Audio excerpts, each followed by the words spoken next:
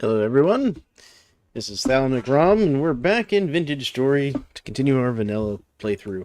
And I started the stream just a couple minutes early, because I figured no use in just sitting here waiting around. Alright, Vintage Hermit Lands, that's the name of our world that I've been playing on, the save I should say.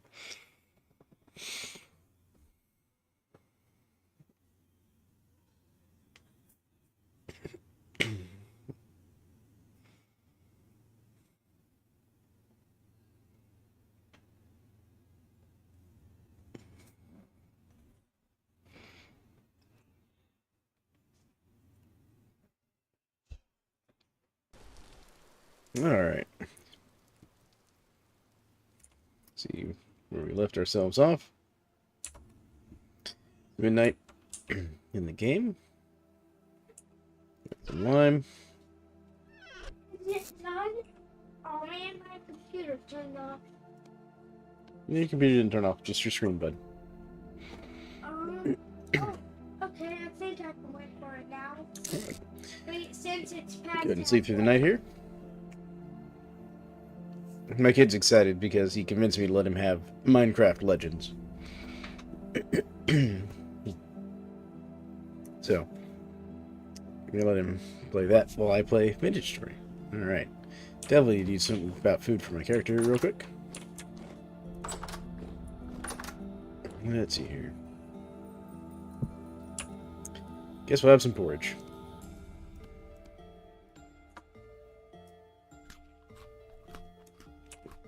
No, that's all. I'm not come back and check today. Okay, bud. That's normal stuff. Alright. We're gonna head over to the ship because the farm's basically in order. Everything's, for the most part, in order here at the house. We actually planted all our crops in the previous episode. So everything's all filled up here. Now we just gotta let it grow. A lot of it's gonna be stunted due to the cold. But that's alright. You know. Planted a little early, but it'll be okay. And we'll go check our greenhouse. There's something we built recently over here. As we put in our tree farm, we'll see how many of those survive. See, these are all growing nicely, but again, they're getting stunted due to the cold, because even with the greenhouse at +5, it's only helping so much with how cold it's been. But, you know, we'll get there. Alright. And the other thing we're going to check, we're going to go check the chickens. They should be getting pretty close to hatching that next clutch of eggs here. And we're going to see if our chicken coop redesign that I did a little bit of in the last episode has worked out. Or I guess last stream, really. Can hear them in there. Let's see here. Nope, we still got 2 days. 2 days to see if this works. Well, that'll give them time. So what we'll do is, since we're going to go and visit the treasure hunter trader anyways, we'll go ahead and do that while the chickens sit there and think about what's going on and figure out what they're up to.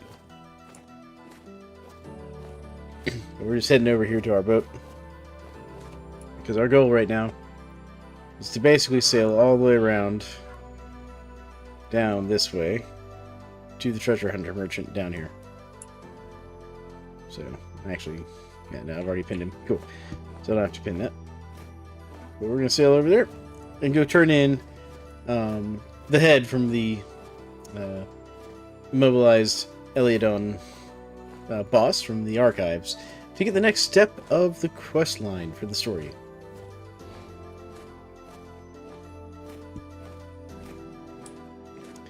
Let's see here. More flax. And hopefully those sheep will give birth to a lamb soon. Maybe we'll get our sheep farm going. It's kind of the eventual end goal, is get a sheep farm going here. Well, that and complete the storyline, obviously.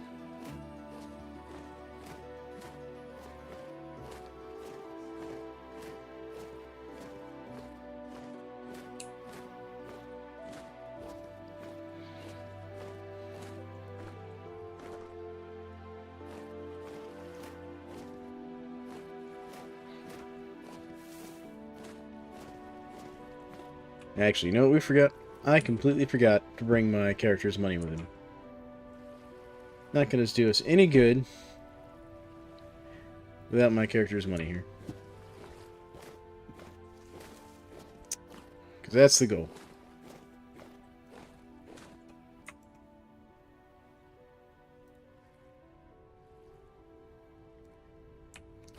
Because I want to see about buying an elk while we're down there.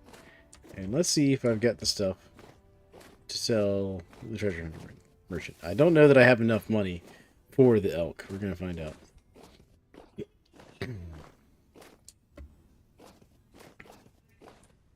Alright.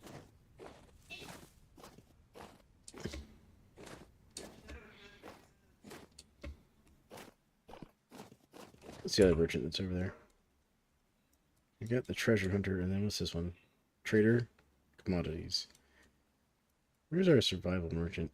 Survival trader. So what we'll probably do is do a few rounds back and forth between the treasure hunter and the survival merchant, because I think they both sell things the other ones, if I remember correctly. Like, I think the survival trader sells the wolf pups that you can buy, the captured ones. You can't... This is something I think they need to kind of change in the game. Is you can, like, you know, trap the wolves in, like, a pit trap type situation set up. But you can't do anything with them. You can't... Like, you can capture them in the basket, but it doesn't help you. You know, you can capture it, but you can't tame them or anything. Not by default. There are mods for it. I think there's also a mod that fixes it so both the one you can buy at the treasure hunt or at the survival merchant becomes the same as the one you can capture in the basket, so that you can actually interchange them.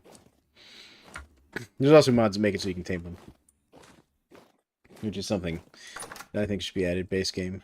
Oh, good. Just checking on our pigs here while we're heading back to grab our cash out of the storage at the house. I also need a rope, I just realized. Gonna want a rope. So we can take our elk with us. Alright, let's see here. So there's the money. We're gonna need that. There's our limestone. It is so close. Oh my gosh. There's my kid in the background. Alright, let's see here. Do I have anything else I need?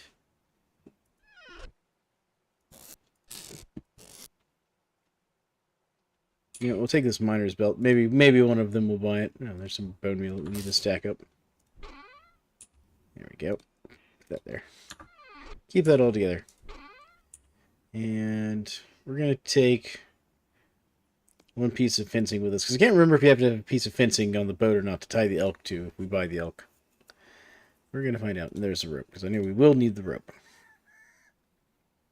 I'll also take the rough peridot and the amethyst. Maybe we can sell those while we're down there. Actually, I think there's also someone who will buy the bags. Yes, it's time to play games. There we go. All right, now we're gonna head on and go see the treasure hunter merchant.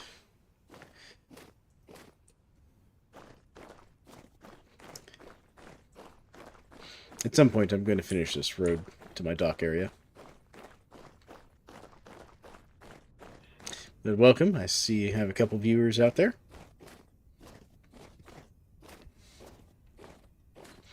We're on our way to go and complete the first chapter of the game. We've already run the dungeon, which is the Resonance Archives. And now we're taking the item you have to get there from the main boss to the treasure hunter trader who tells you where the dungeon is to begin with. So we're walking over to my boat to do that. The other thing I'm going to try and do there is I'm going to try and earn enough rusty gears, which is the currency, to buy an elk, a tamed elk, for the treasure hunter trader.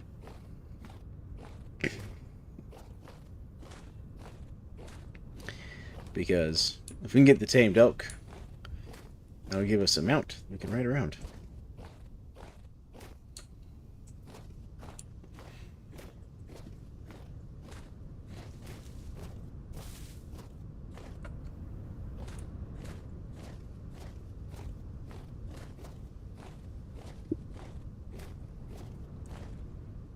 Alright. Here we are back at the boat. Go top off our food before we hit the water.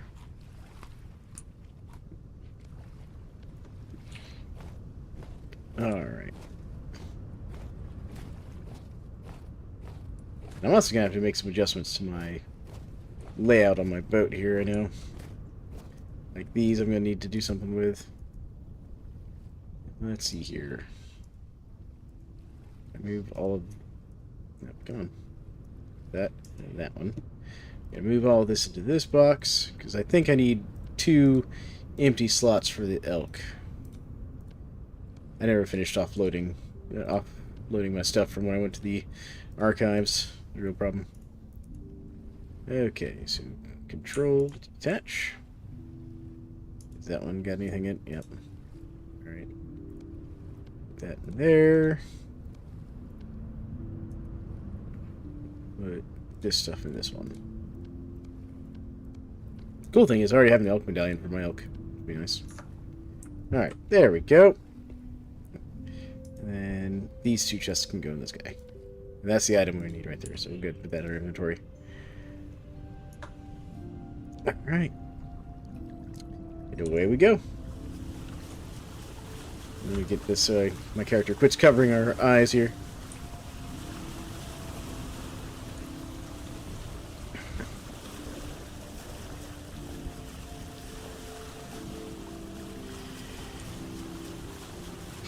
I'm also going to have to stop and get some more copper at some point. We might do that after we hit the treasure hunter merchant on the way back. Hit my copper mine. Because I'm going to need more nails.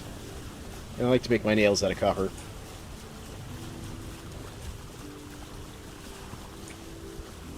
Because if we're going to use our elk, we're going to have to make him a saddle, make him some saddle bags, all kinds of stuff.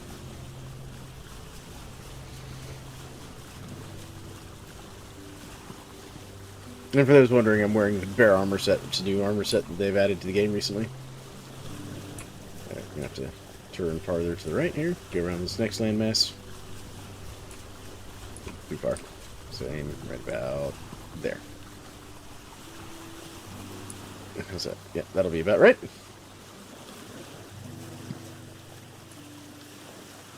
And feel free to chat in the chat box there. I am watching chat.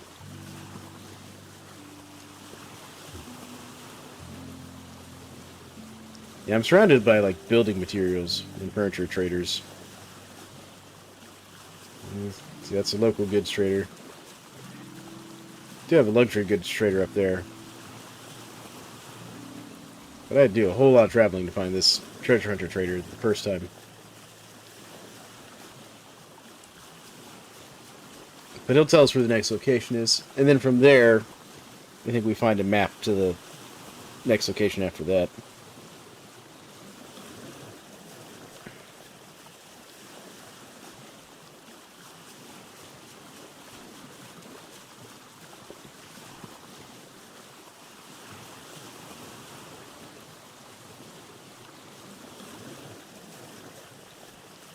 And if the volume in the game's too loud, y'all let me know.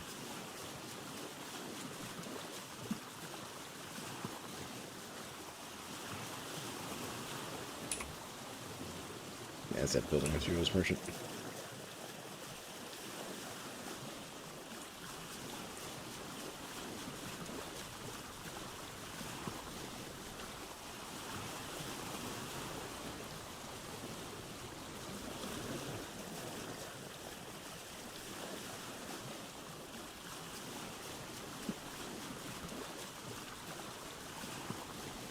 I should have brought my pro pick with me and checked down here to see if there's halite anywhere in any of that conglomerate. Hindsight's 20/20, as they say. Desperate looking for halite. Just having, like, no luck of it. I also should have brought my pick and gone and gotten the borax I knew about while I was down here. You know, I'm just gonna have to leave a pro pick and all in the boat, I think.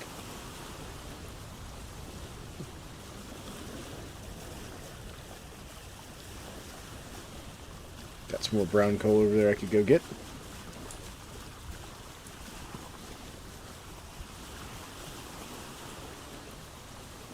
That is the brown coal I've been mining at. I've been using brown coal as a fuel source for my forge, just because it's cheap and it works just as well as other stuff. That way I can save things like my black coal and my charcoal for smelting.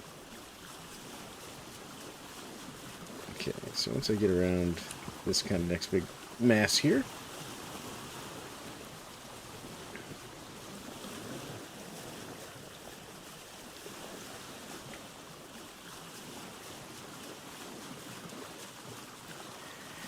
yeah, can't wait for my first crop harvest though.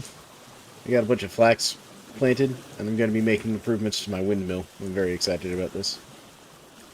This is actually the first time I've ever made a windmill, and kind of cobbled it together in the middle of winter, which is that was hard. I did not produce enough flax in the previous season.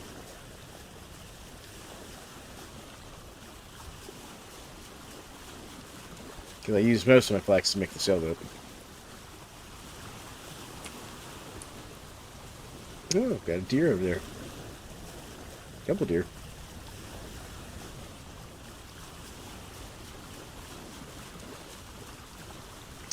Now, if we can't afford the elk, we could always try to find one and capture it. I have the traps for capturing them. Well, I have one. It's currently being used to try and capture sheep. We could always capture an elk and tame one ourselves.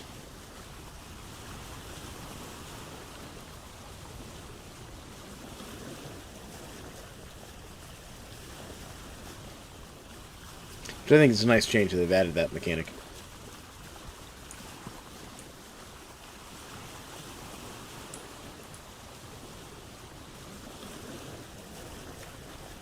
The deer's freaking out. We got too close to it. There you go. Yep. Yeah, it should be just about a straight shot over there.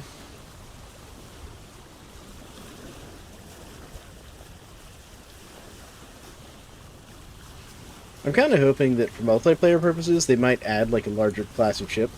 You can already add multiple seats to this, so if you are on a multiplayer server, you can actually carry multiple people with you. But I'd kind of like to see like a bigger variety of ship. Something that should be really hard for like one player just to like put together. Something that maybe require like iron nails and stuff like that. Or even steel. Especially as they advance the technology available in the game.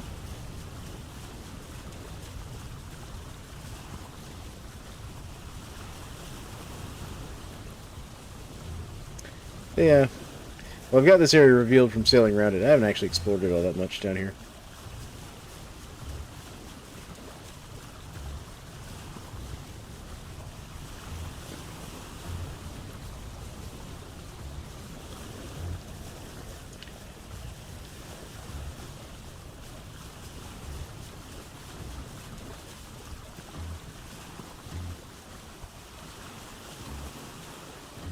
Almost there.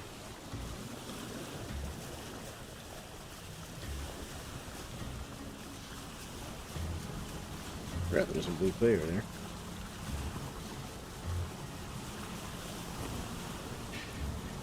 I should delete that.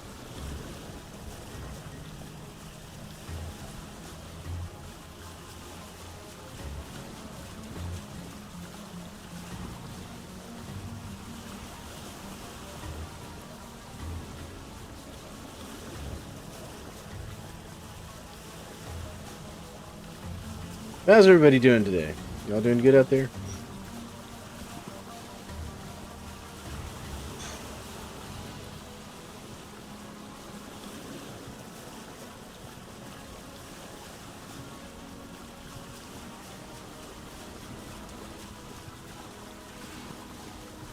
Personally, I'm having a pretty good day. Just had lunch with the family a little while ago. Also made some protein balls while I was taking a break for lunch.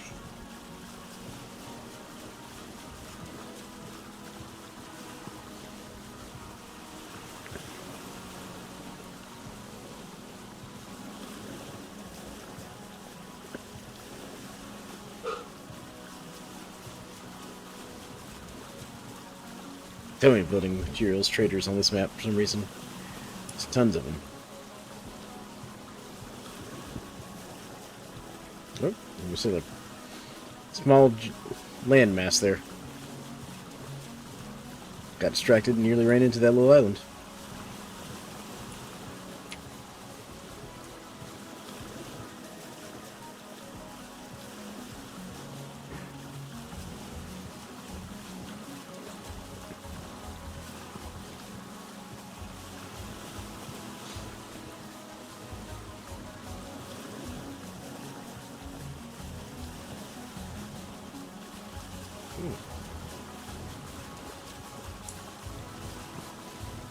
Okay, with simple stability's going back up. I was curious why I was going down there for a bit.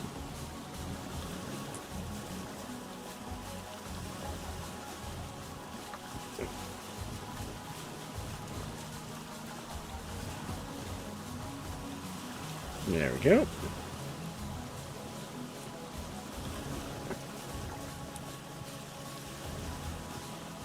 It's such a long trek over here.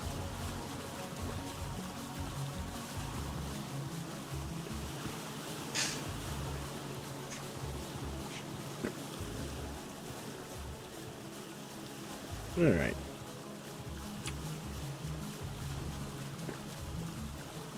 So I figure we'll go to the treasure hunter merchant first. Give him the item he wants. And also see what he's looking for. So we can tell if we can even go down to the survival merchant and pick up some wolf pups to bring to him. Try and get enough gears to get that elk.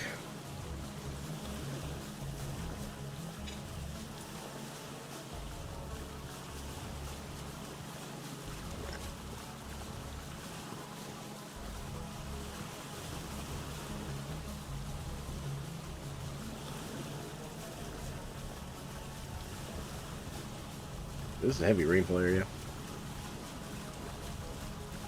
It's temperature 1 degree.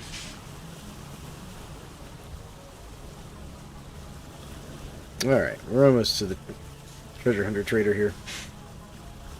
Almost there.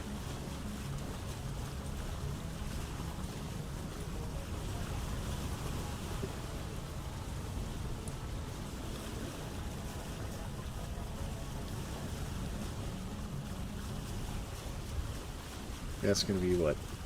Commodities trader there.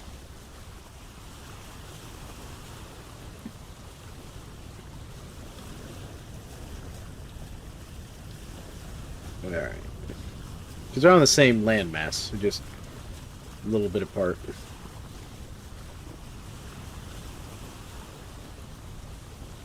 So it should be like right over here.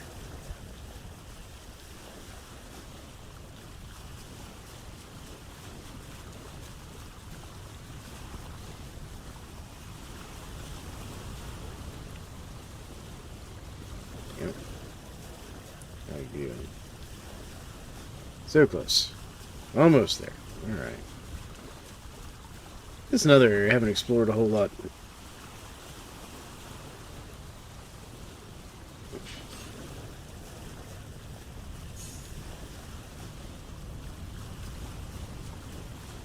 You can see it's filling, depends how long since I've been down here, it's filling back in the fact that there's snow on the ground here.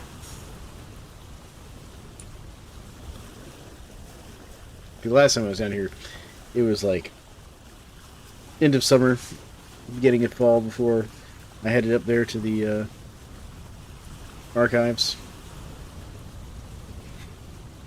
Not even been longer than that. 'Cause I got the location of the archives for a while before I headed up there. And I kind of went up there in the middle of winter.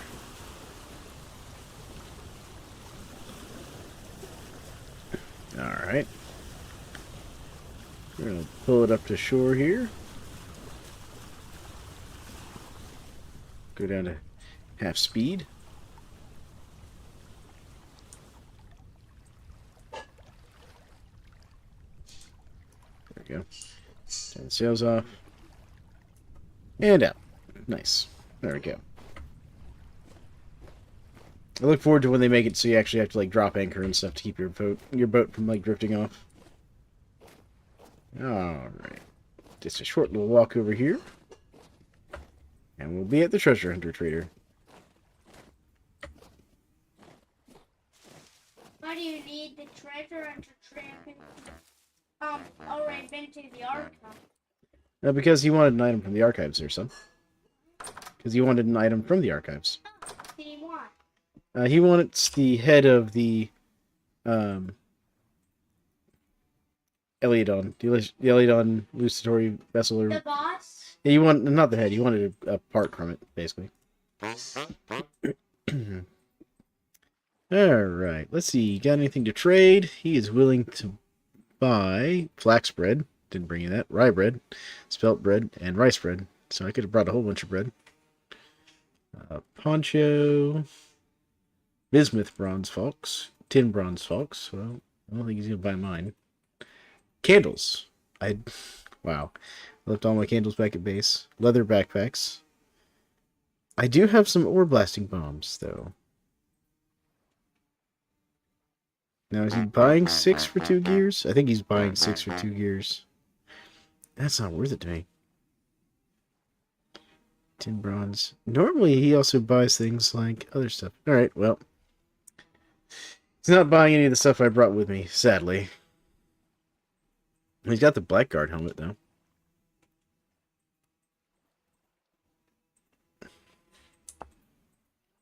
It's an ingredient for damaged.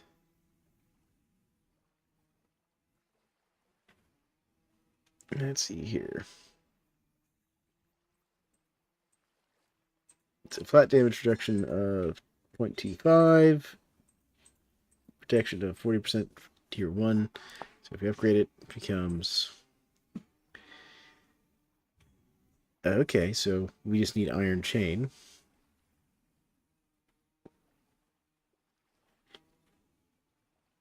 And then the damaged helmet, or...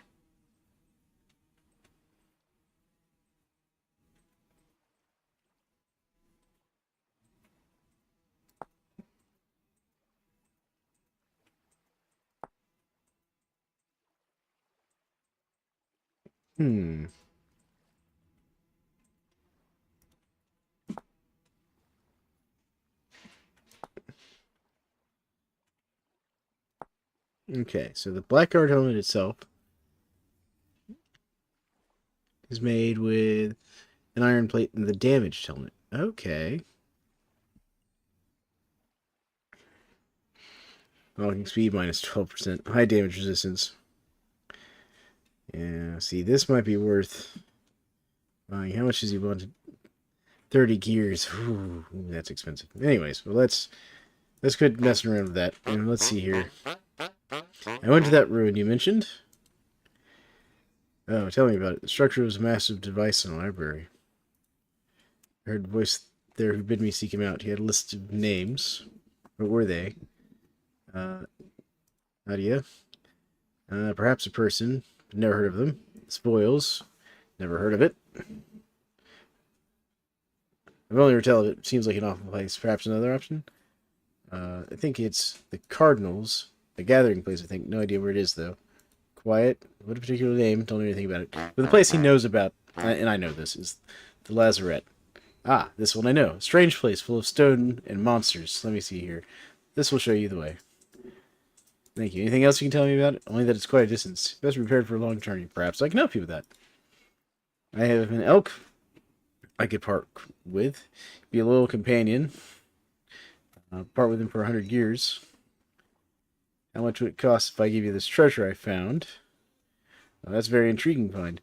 They're mine for bartering, friend. Give me that artifact and I'll take 50 gears off the elk. Have you got a saddle or bridle with you? No, I don't. Well, I can't sell it to you without that. You'll need saddle and bridle to ride it. And we don't want it just wandering away now, would we? Okay. So, we need to go and get the saddle and bridle made. Alright.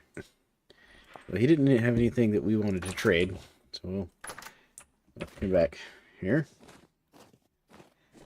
Because we also don't have the 50 gears either. We're a little short. So keep this. Let's go over to the commodities trader. in the survival trader and see if we can't find something that they'll buy and trade.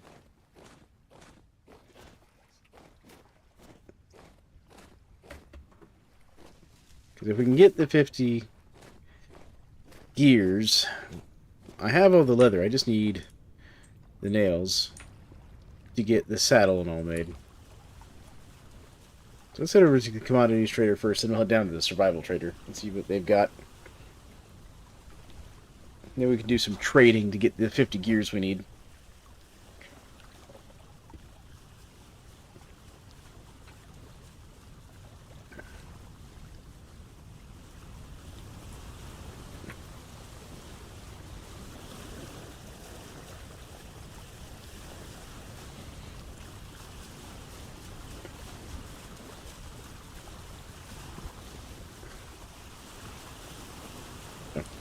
Due east here, should get us there.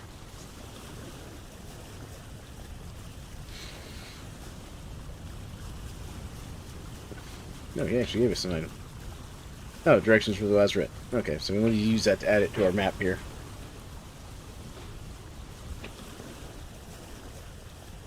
I can see the light of the trader up ahead there, in the distance.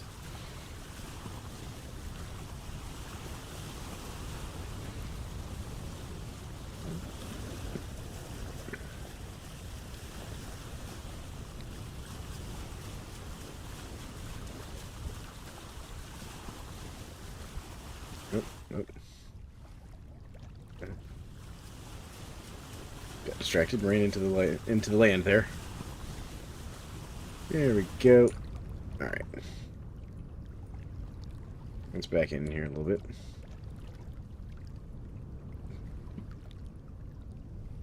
Go on.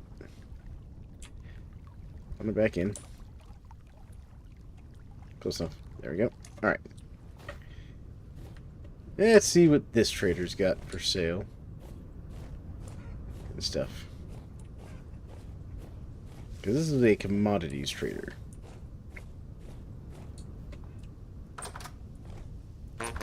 Yep, how you doing, man? What you got to trade? He'll buy merchant belt, merchant hat, merchant shoes, cracked vessel ore, merchant pants, merchant shirt, food, and merchant bracelet. Just nothing that I have. But he will sell salt, linen, and bismuth. Fire clay. Nope, quit running off. Alright. He's also got sulfur and considerite. Ooh, considerite. Alright, now thinking about the considerite. That might be worth coming back to her. So nothing there we can really work with.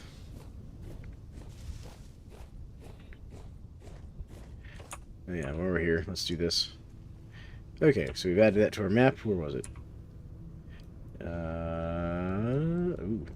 Ooh.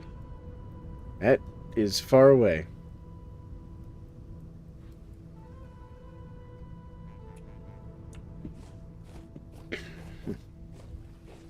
Oh, we now know where the lazarette is.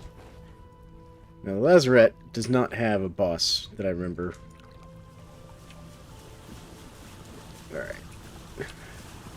Survival merchant should be just down this way.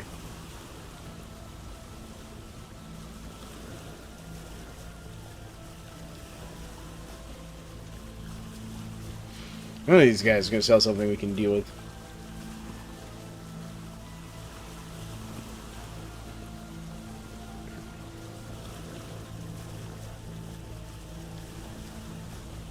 We'll do some wheeling and dealing yet.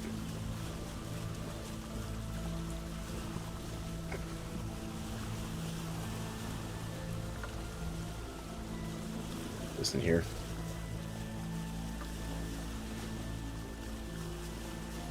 Alright.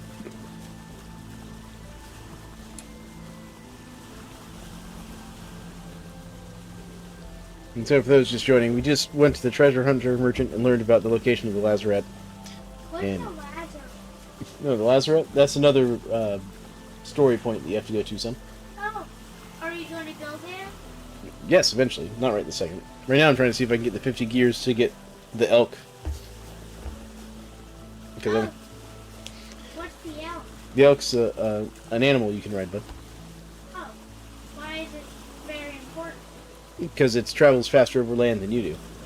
Oh, And you can also attach saddlebags and stuff to it.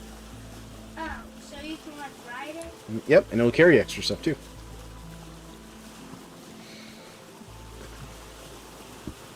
Now I'm gonna have to make the saddle and the bridle for it before he'll sell it to me. Okay. Right now I'm trying to find a place to sell some of my goods, so I can get the money. Because I also need basically 50 gears worth of money, since they use gears as money in this game. If I find a guy buying temporal gears, I might sell those too, because I have some extras that I don't necessarily need a whole bunch of.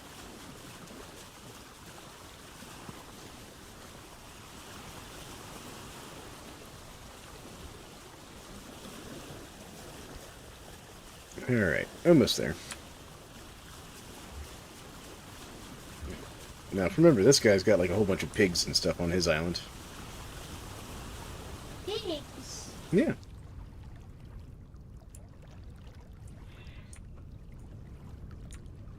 Alright, let's see here. There's a fox there. Gonna back in here real quick. It's because I want to be able to get out of the boat more easily. Here we go. Beautiful. Alright. Let's go see what the survival trader's got going on today.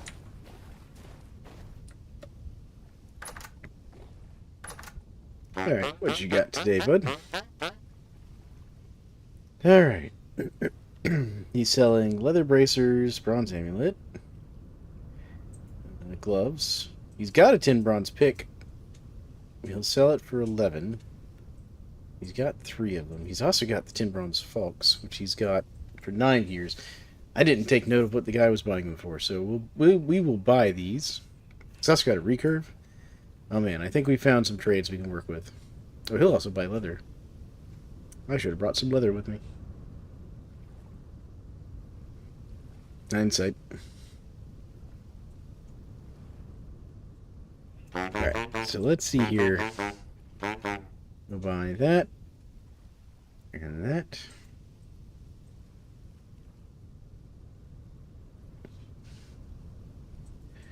Buy the recurve. And we'll buy 1 tinned bronze pick. Then buy that. Alright, goodbye. Let's go see about selling these things here. Hopefully I didn't just waste all my money.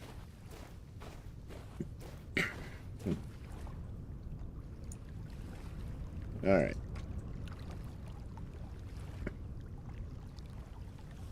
Go.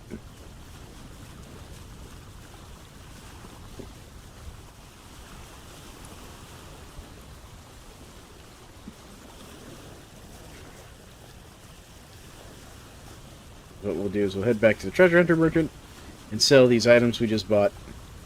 Hopefully he'll buy all these. Hopefully we'll make a profit on them, because we paid, what, like 9 for each of these, and 11 for both of these. Something like that. We'll see. We will see.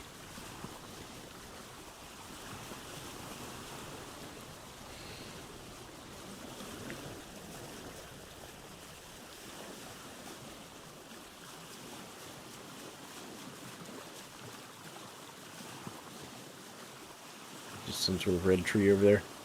Is that a merchant? It looks like there might be another merchant over there. Alright. We'll have to go over there and check that guy out in a second. I'm pretty sure that's another merchant right there.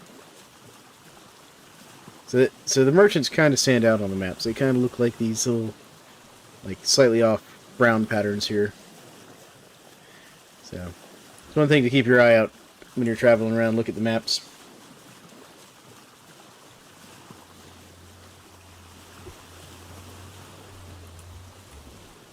Alright. We're going to see if we can make a profit on the sword, bow, and pickaxe trade. So we bought 40 gears worth of stuff. And let's see what we can sell these for.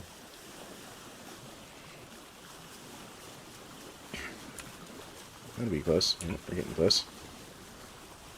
And angle slightly more to the side here.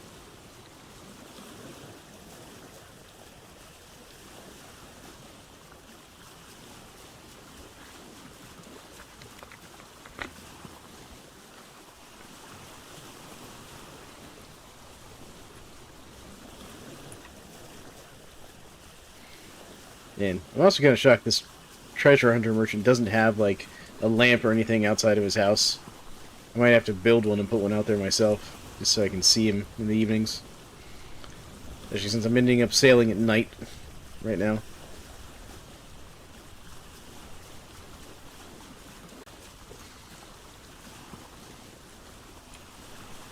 That said, due east here.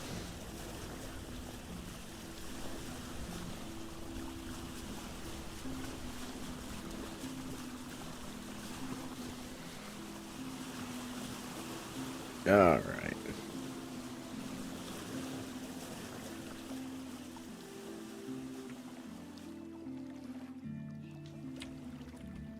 There we go. I just have my little habits where I like to back into these things. Get this side of the boat close to shore. There we go. Alright. Do the merchant.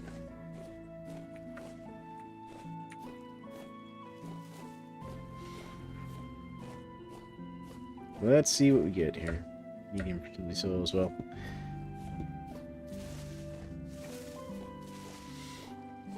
I mean, if we won't get our money back, we'll just keep the tools and use them to get stuff we can sell.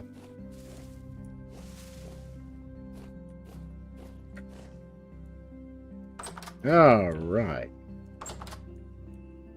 Alright, shift. Let's see what you're buying this at. So, 10... Oh man, that is such a loss of money.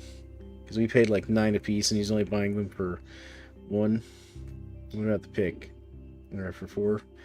Oh, we just lost so much money. This was a terrible deal. So I just spent all of our money for like no profit. Unfortunate. So we're just going to remember to bring this guy bread. Alright. Well, you live and you learn, right?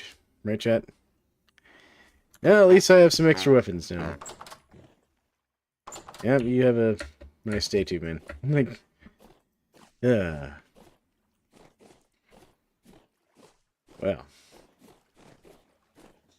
Guess I'll just put these extra swords in my inventory. That was a complete waste of gears trying to do it that route. Now I have to recover 40 gears I just spent somehow. Alright, let's see here. What ideas do I have? Someone around here buys these bags. The building. We could go try the agricultural trader. I also want to see what kind of merchant this was over here, so let's go just put a little dot there for a point of interest here. Trader? There. Yep. So we'll hit this trader over here, then we'll swing down to the agricultural trader and see what they've got. There you go.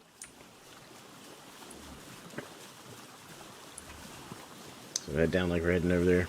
Man, I thought he was by the swords and stuff for more than that. Nope. So, as a side note, if you're watching this now or later, don't try to buy bronze swords and recurve bows from the survival trader to sell to the treasure hunter trader for a profit. It just doesn't work.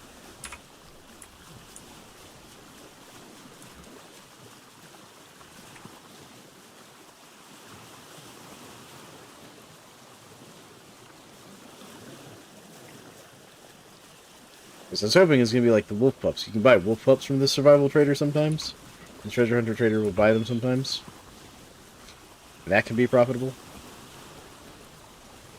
But, no. No on the swords. Swords not profitable.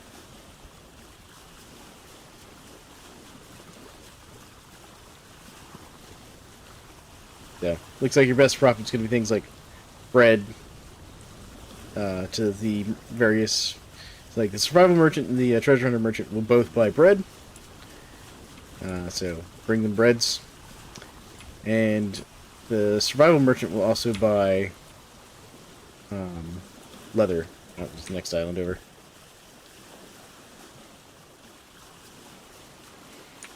So there you go. Don't try what I tried. Doesn't work. You just end up wasting your gears like I did. Alright, so, yep, there's another merchant over here. Let's see what kind of merchant this is.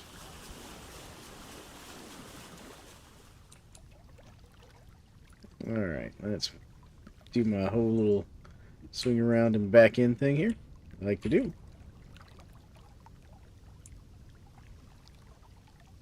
There we go. Alright. What kind of merchant are you?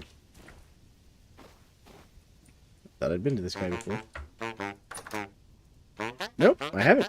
It's another survival goods trader. Now, what's your name? Carl. Carl, the survival goods trader. What you got, Carl? Longbow, simple bow, arrows. It's got salt though. Highlight, lime, bags. What will you buy, though, Carl? You'll buy breads, spelt and rye specifically. A sturdy belt, poncho, tunic, blacksmith apron. He'll buy feathers. I have chickens. I can get feathers. Leather.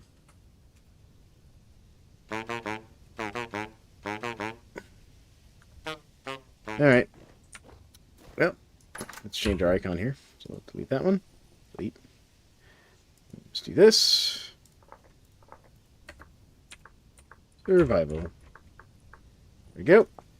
That way I just know.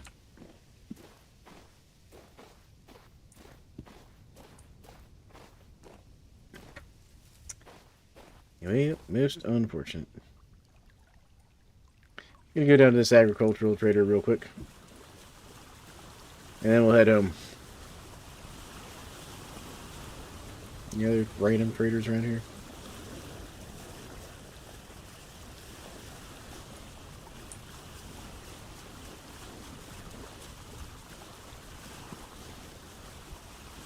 Keep my eyes on the map for other traders of interest, potentially. You know, maybe we'll find someone who will buy these extra bags I've got. I have no use for all these linen bags.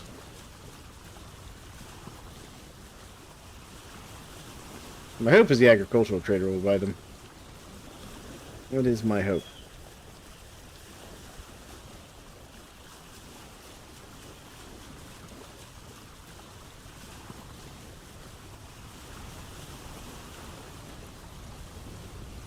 Let's see here. Just keeping my eye out for land masses here. Since I haven't been this over on this side of the area down here a little bit. Turn a little bit. Rename my thing here so I can see which way I'm actually going. And I can't see anything on that island that immediately sticks out to me. Beyond the little cave entrance. Alright. That's a tall island. Now you see that white line right there? It looks like a huge quartz seam. We'll sail over there, see if we take a look. Because it could be a huge quartz seam. Yeah, it is. So that's the kind of place you want to look for, like gold and silver. Is right in here with this huge quartz seam. I'm not seeing any sticking out to me. But you never know. Could be a bunch in there. It's got a huge pine forest off to my right here. Looks like there might be some wild crops there. A lot of times those light colored patches like that are like wild crops of some sort. This is only if you're using the true color map. If you're using the default kind of tanned color map, it's hard to make out some of those details like that.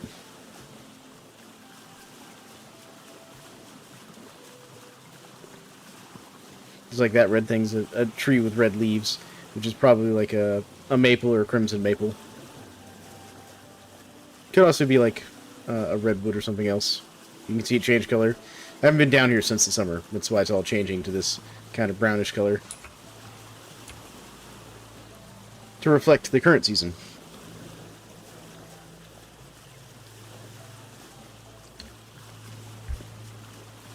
Yeah, there's a whole bunch of crops over there. We're gonna get something out of this trip some way or another.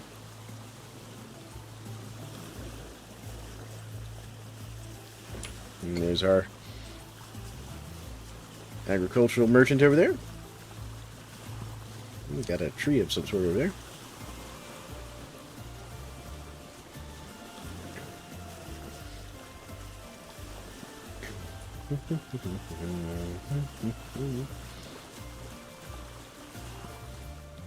Take it down to half speed here.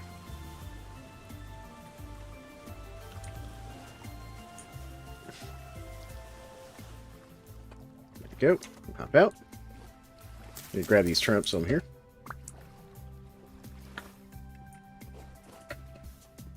Alright. What kind of stone is this? Shale?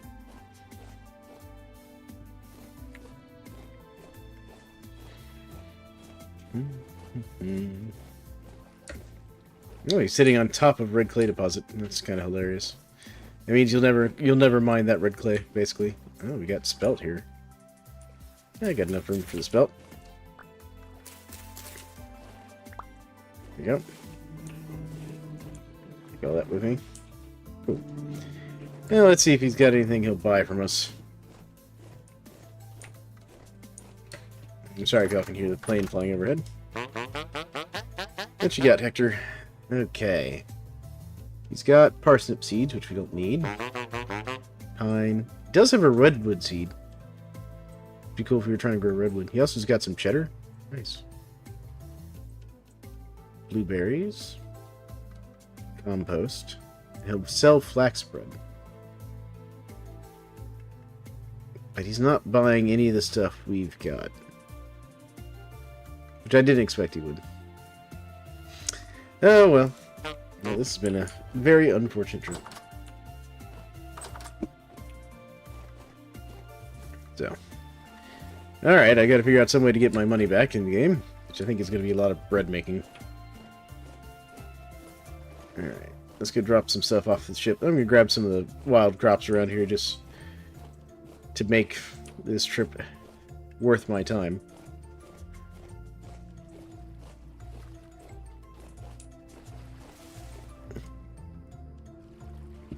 Alright, come on. Let's get this closer to shore here. There we go.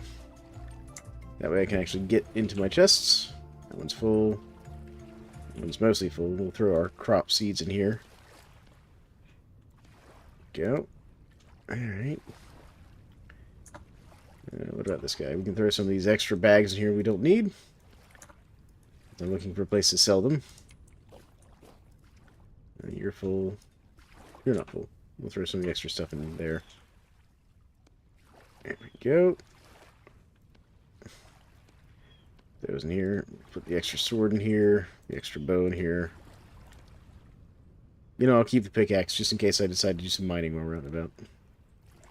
Throw the spelt there for now as well. Keep the turnip. Alright. Let's go gather some crops. What do we have here? Loose flint? Okay.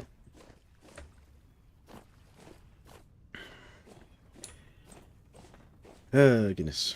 Well, this trip has been a little disappointing, but that's okay. We will work around it. Because this will give us our chickens some time to hatch some eggs back at the base. Oh, we got some flax here. We'll always take extra flax. Alright. What do we have over here? What's this? Onions? They're so close, but not done yet. Lots of flint over here. I saw some more crops. Here they are. Some more onions. That's what I saw. Yeah, again, they're close, but they're not done yet. Alright. Just gonna poke around a little bit before we head back to the house and drop off stuff. Lots of rabbits around here. What do we have here? Some turnips, none of which are close to mature. Sky is darkening up. Looks like a storm's blowing into the game. Who's it? You hear that very light buzzing?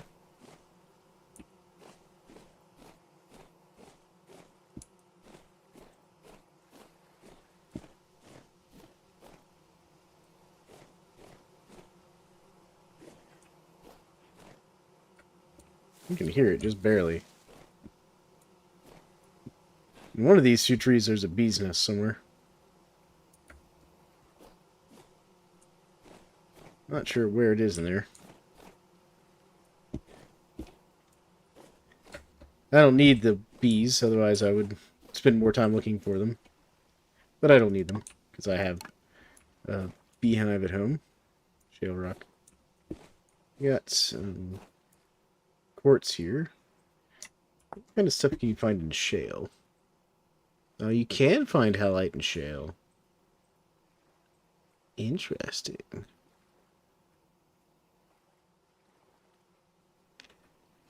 Looks like there's some good stuff you can find in shale.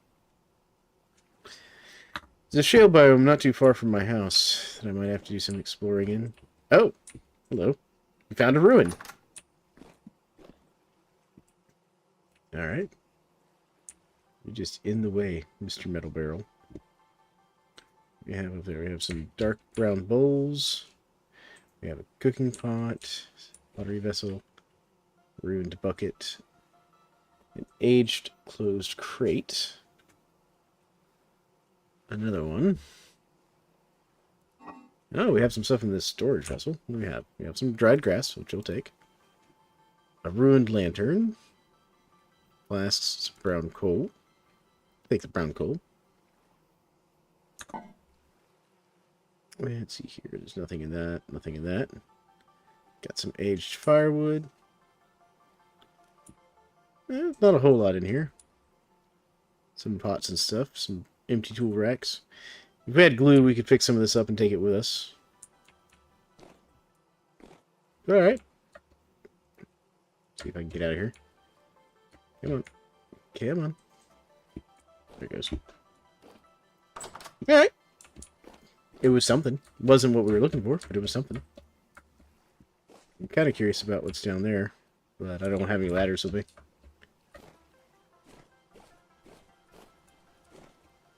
Alright. But we'll keep exploring a little bit. Because we found a ruin. That was kind of cool. Alright. Lots of turnips around here. And onions. Grab this stick here, because I've been short on sticks anyways.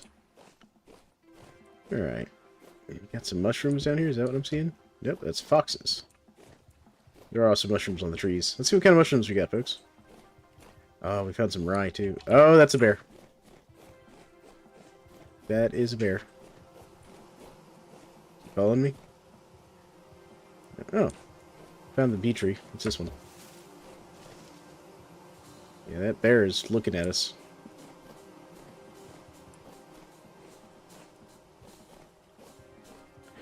I wanted that grain, too. I'm not sure I want to fight the bear for the grain.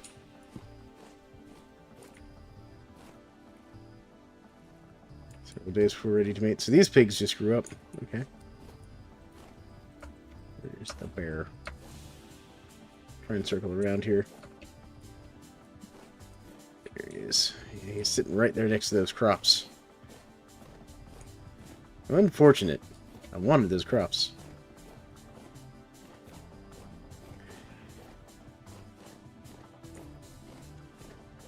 I'm not willing to fight the bear for them. Not while we're out and exploring like this.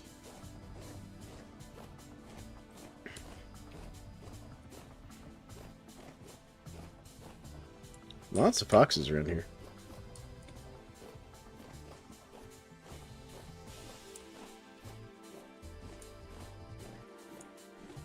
Let's see what we got. We got some more spelt. We'll take the spelt with us.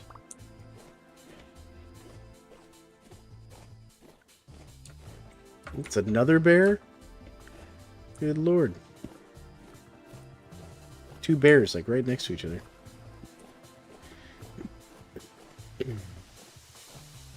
There's that one over there.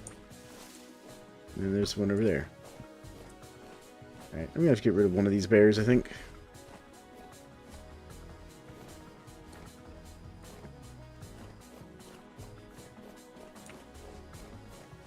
You gonna chase me? Nope, he decided not to chase me. Maybe he doesn't want to fight. Yeah. I didn't really, like, spend enough time around for him to really aggro there, bud. Blueberry bushes, they're empty. Alright, I think we'll just get back on the boat instead of messing with the bear.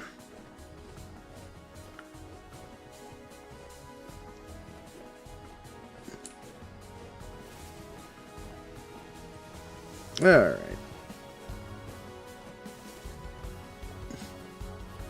Actually, we could go over here and see if there's any halite over here real quick. Because I know the bismuth that I found previously, the borax, is over there. So we'll grab the borax on the way back as well, because I need the borax. Because I think it's time that I make an iron anvil.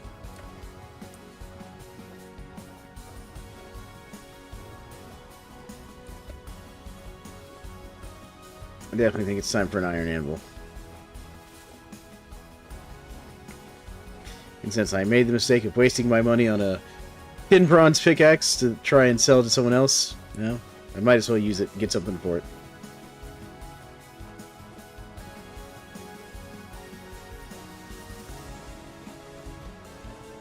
This music's very interesting. I don't think I've heard this particular soundtrack in the game before.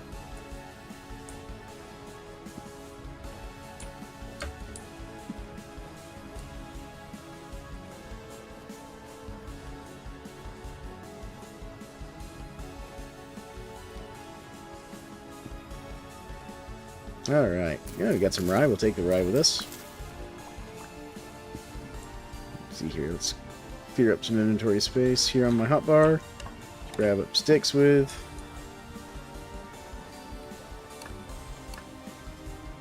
Alright. Let's see what kind of rock we're looking at over here. The floating kind, and it's granite. Which, yeah, that can't have halite or anything. But you can use it for steel making.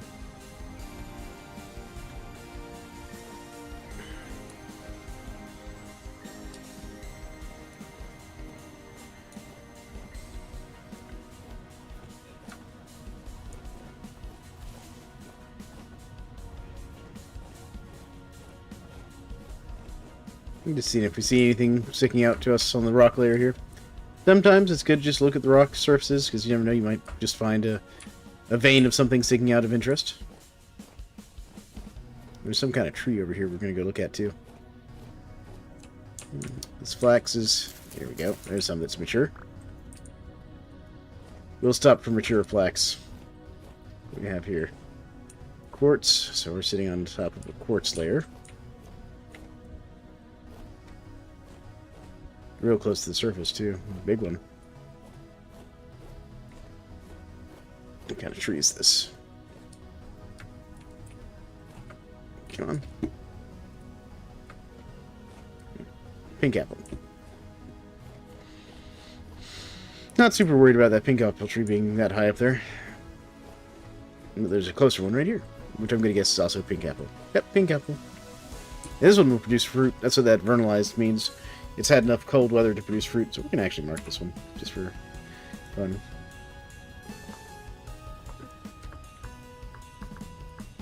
It'd help if I spell apple right.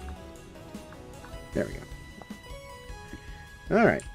Now we'll head back to the boat. We've hooked around a little bit. Didn't successfully get the things done at the traders we wanted to do fully. Though we have now learned the location of the lazarette. That's what this pink X is on my map, way over here. So the lazarette is to the west of us.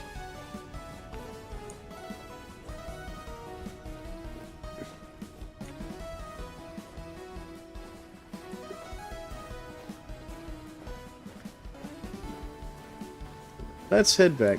Okay, that was a deer. For a second I thought that was a wolf running through the underbrush over there. Just a deer, though. Alright, let's go get our borax and head home. Because I do think it is time to start considering making an iron anvil. Just for some upgrades, you know. Alright. go. Eat my character's breakfast / lunch here.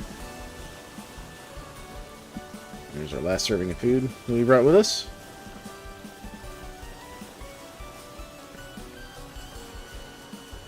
Alrighty. Where are we at? Okay. So get around this and we'll angle north. There's some more spelt up there. So you can see all those little grain patches on the sides there.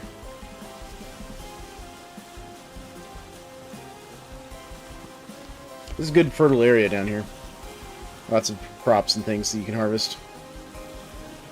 Now if I can just find like a salt pillar or something that I can actually save my vegetables.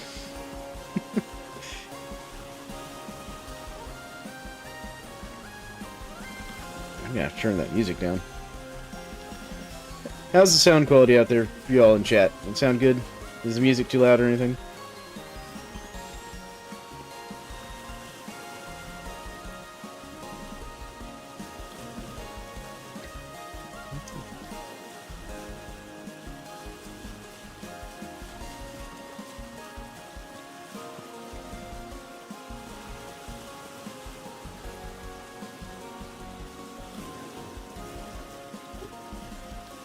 There's my wife sneezing in the background. She's watching a football game. She's a big-time Auburn fan, and they're playing today. And so is my son. Took after his mom on that.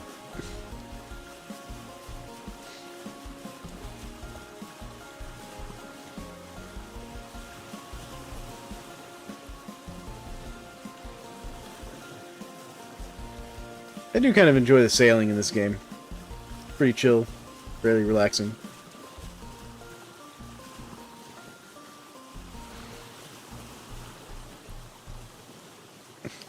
Let's go get that borax. I could probably cut through there if I wanted to. I'll just sail around.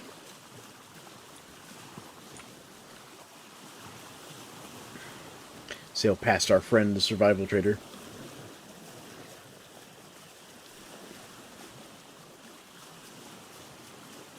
I could have sworn that one of these traders bought, you know, linen bags. If anyone knows what traders buy linen bags, let me know. Because I could have sworn it was one of the ones I visited today. Now, it's also entirely possible it is one of them and they just have cycled their inventory. Because they don't buy the same thing all the time.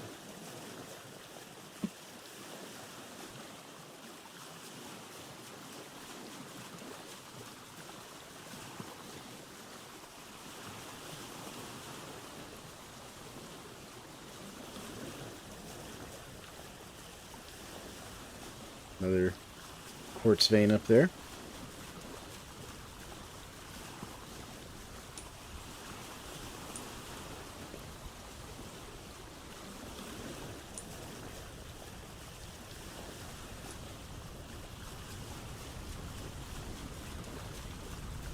What I really want to do is find a treasure hunter trader that's a little easier for me to travel to. Same with the survival goods trader. Where's that? Okay, so it's right there. Perfect. So we headed that way a little bit. Then should take us right to the borax.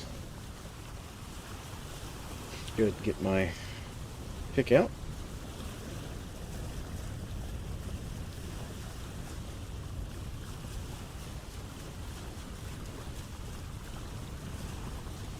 What's the temperature doing? Temperature's doing a lot better up.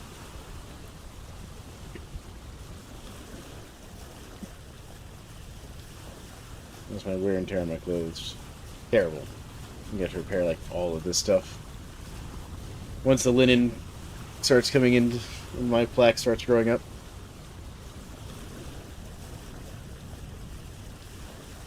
Make some sewing kits, repair all of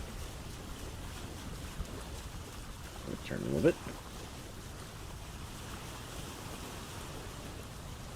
We head just a little bit further south.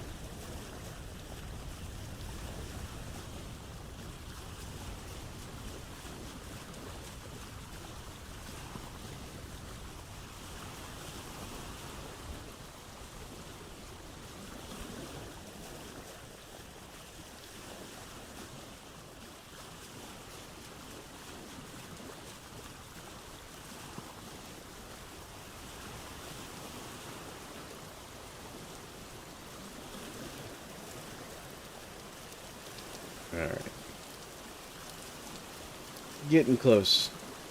It was completely by accident that I found this borax the first time, by the way.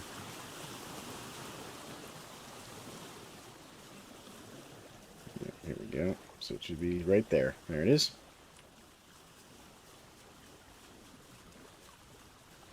See, yeah, this is what I was talking about. When you see exposed rock like this, it's sometimes good to just stop and check it. Because it may be something like borax that you need.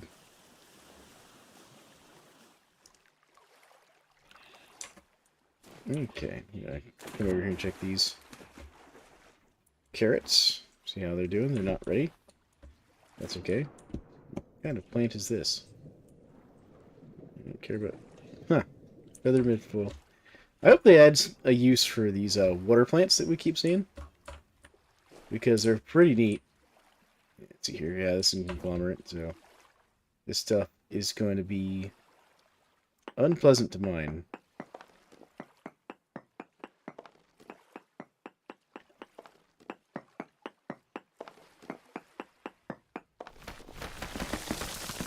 Because that right there... No, don't damage my boat.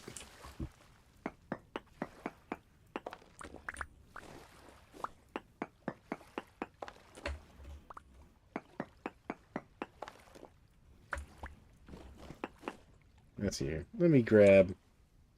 First of all, I need this conglomerate. Goodbye, conglomerate. Let me grab some dirt real quick.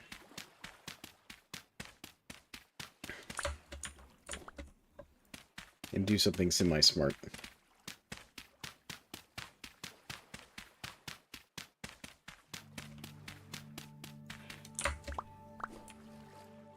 Put this in my offhand. Let's see here. Here you go. Here. Here. There you go. That'll let me get up there. The other thing we'll do is we'll hop right up here. Throw down a dirt block there.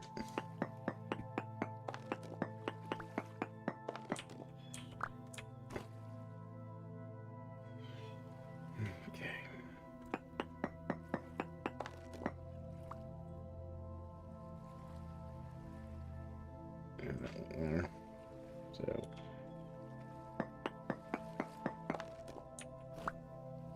there we go. We'll throw a dirt block down there.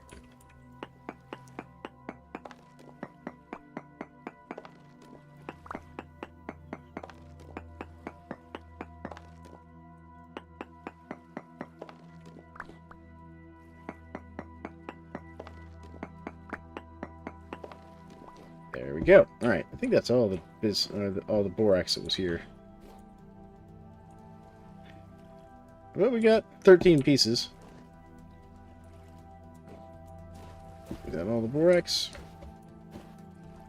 Nope, there's a little bit more up there. I'm gonna get some more dirt. I'm gonna need a little bit more dirt.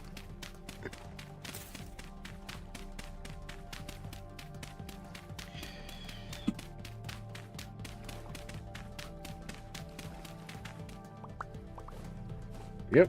Alright. Let's see here. What's going to be my best route? So if I do this, and take it out from here.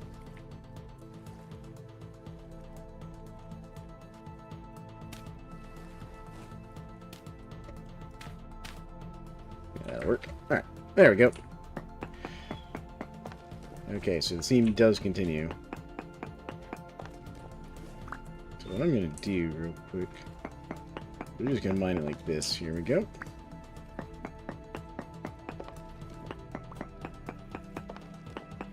We're going to follow this borax theme here. Because having extra is not a bad thing. There we go. Alright, now it looks like I think we've gotten all the borax that was exposed immediately. Which is still enough for our purposes. So we're just going to toss out this dirt because we don't need any of it. Or these stones. I have more conglomerate stone than I know what to do with. There we go. Alright.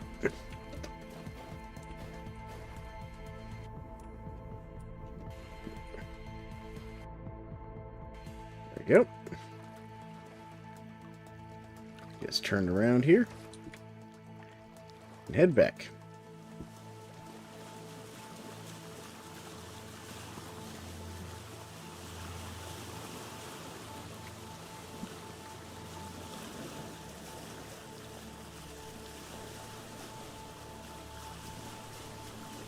Need to head just a little more directly north. Alright, now for the long journey back to base. Because we now have the borax we need to make the iron anvil. Part of the reason I marked that area before. It's also I could get it for that entire purpose. Or as a failsafe in case I needed lime for making leather. But I persisted on and found a limestone area. What do we have here? What is this? I know we have tin ore on the surface there. Surface tin. That's almost worth stopping for as well.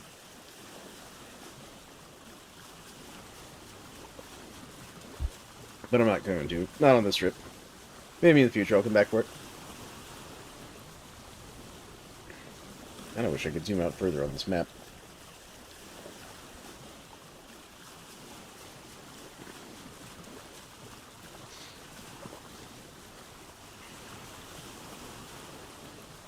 But everyone doing good out there? Let's see, I got a couple viewers.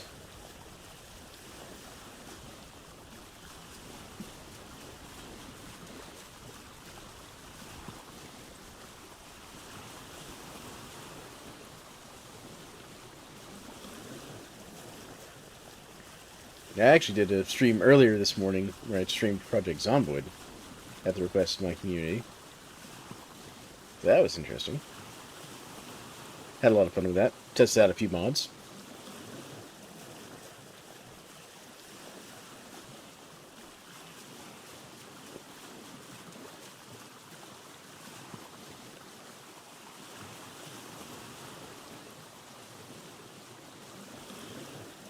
But with us burning some time here, hopefully our chickens will have hatched their eggs. They should have. We only had 2 days left. And we'll see if our chicks fall through the grate I've created. To separate the chicks out from the hens, which is a goal. Because I want to see if I can do that so I can help separate out the generations, make it easier to, like, you know, butcher the old generation and have the younger generation. And then one of my chat members in my last stream where I was working on that, they were talking about you can actually do the same thing with pigs. So I may redesign my pig pen at some point to do that as well.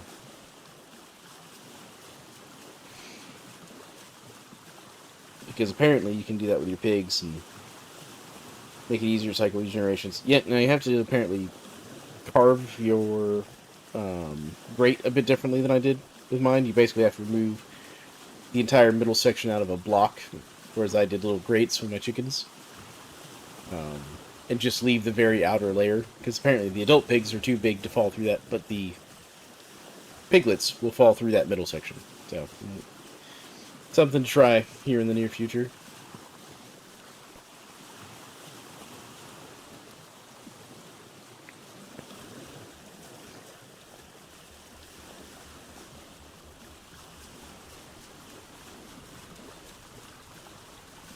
Alright.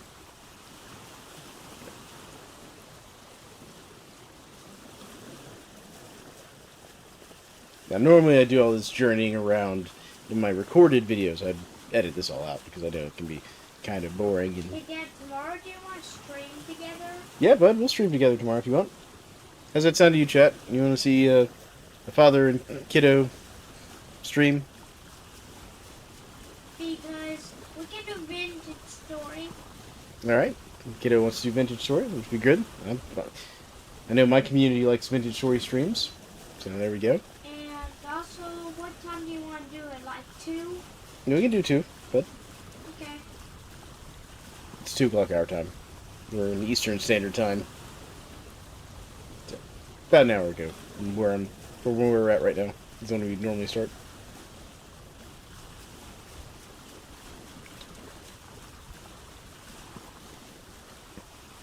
You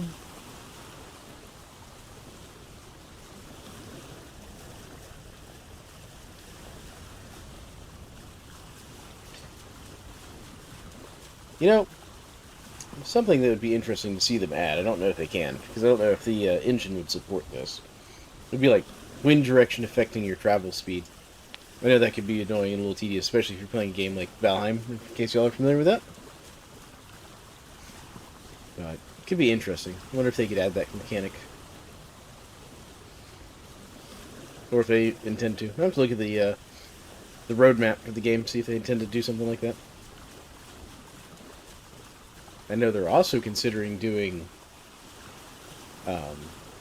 rivers in the next major update.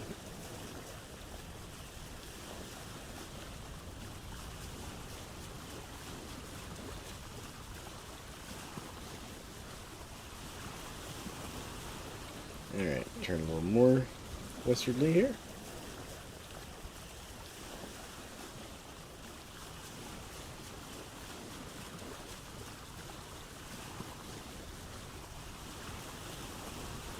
Alright. Once you get around this curve up here, we'll be good to go.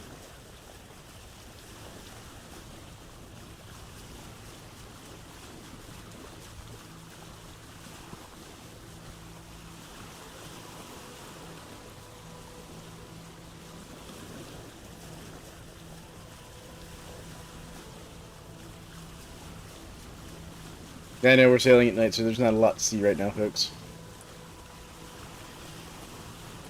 But you know what?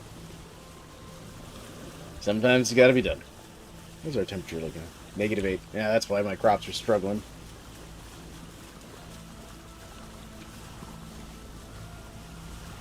I may have planted them a little early in the season.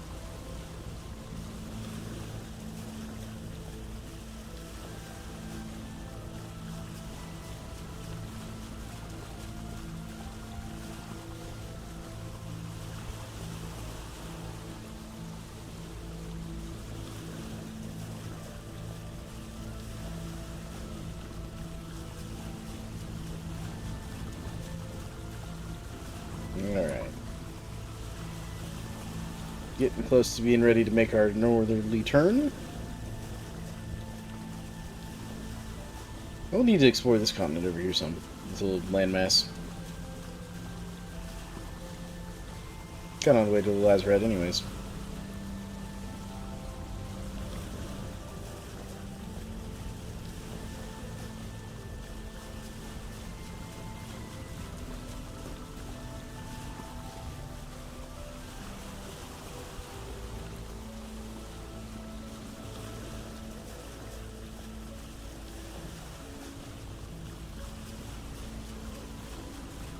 The other thing I'd love to see in this game is like a little overland cart system where you can build like a little cart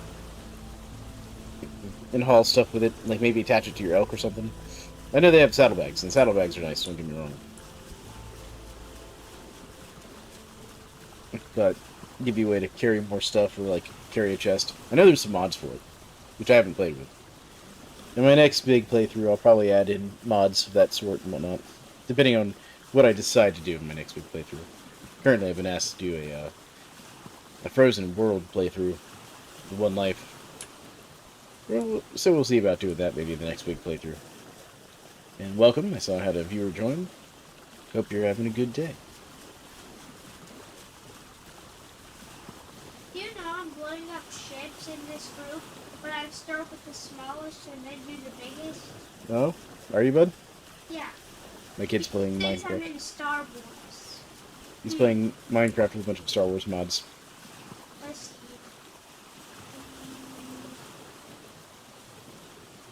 Yeah, we got some ice forming ahead of us.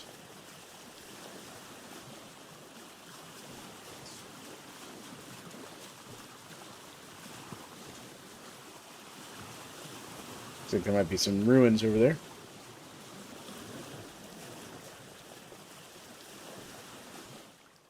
Yeah, hit the shore. Come on. Through the ice blockade. Alright. Yeah, if we just keep this angle, we'll be past the other spit of land here.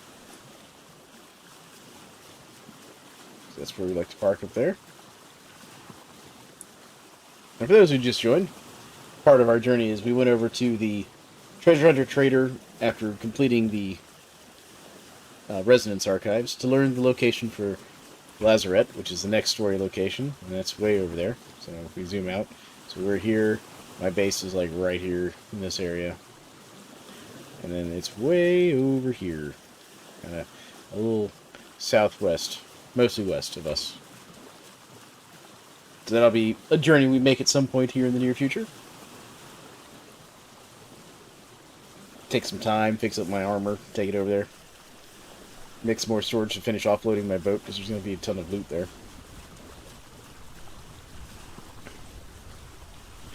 Hopefully I can get enough gears saved up to buy the elk. I want to buy the tamed elk from the Treasure Hunter Trader, too. Long-term goals. Does anybody out there in chat enjoy Vintage Story? Maybe you're just stopping by to see what I'm playing.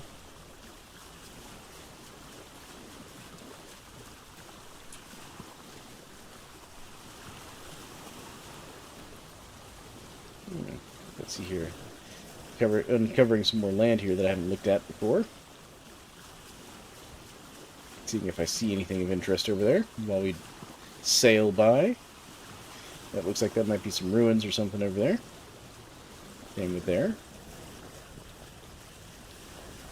Could also just be some areas without snow on them. You have to go take a look at it to be sure. I'm not seeing any traders. So I always kind of keep an eye out for traders.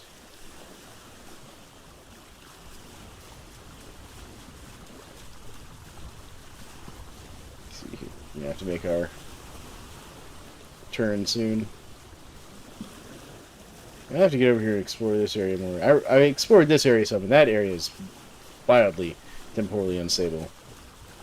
By the way, like, I couldn't hang out there very long, bud. Or I'd start spawning like drifters and stuff, man. Forever? Oh yeah, because as your temporal stability gets down, you start spawning more and more drifters and things.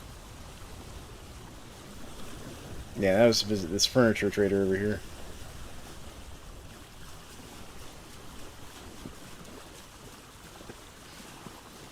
And if you're wondering why this is like a perfectly cubed thing, that's because at one point there was an update after I created this world, and then I kind of regenerated the world. In chunks you haven't visited, it regenerates when you do that.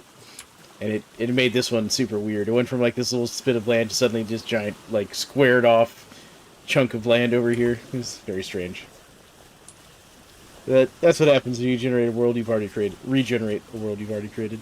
Sometimes you can get stuff like that. There's that furniture trader. Guess everyone would go buy some furniture. With the money I don't have anymore. Actually, you know what? We'll pull in. Maybe this is the guy that buys linen bags. Please tell me you buy linen bags, sir. I have so many linen bags I need to get rid of. I'm a linen bag. What is this conglomerate?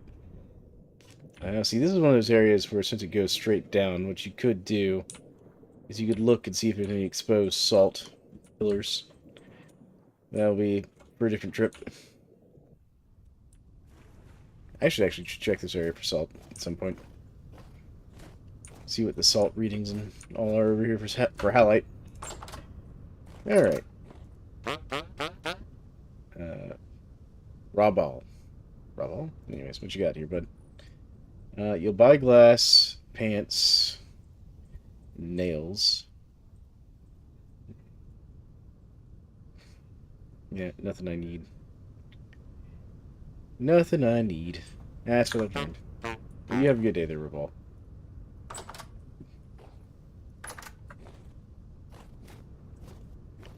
I mean, if I was looking to sell nails and stuff, he'd be good to come visit. Yep. Continue our journey home. With all that exposed conglomerate, it might be worth swimming down to the bottom and seeing if I see any exposed halite.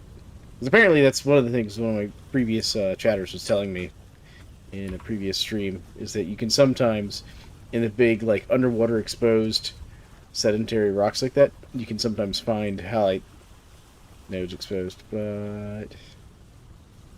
Now see, there's not a halite reading in this area, though. That was also an old reading.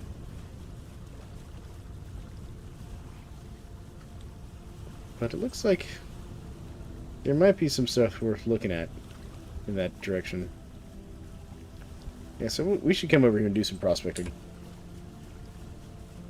No, I didn't put full sails. I only put it to half sails. I was wondering why it was going so slow. Alright.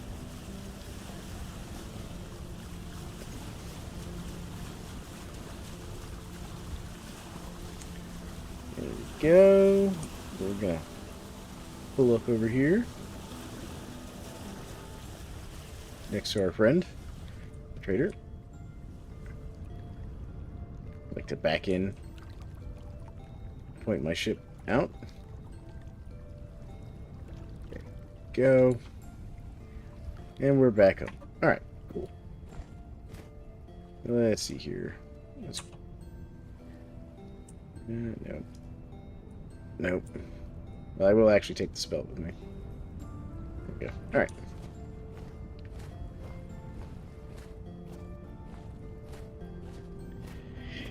Onward. Back to the house, drop off the seeds and stuff. Check on things. Did he buy lemon bags? No, he didn't buy linen bags, bud. And it's linen, not lemon. Oh. Linen being a type of cloth, so.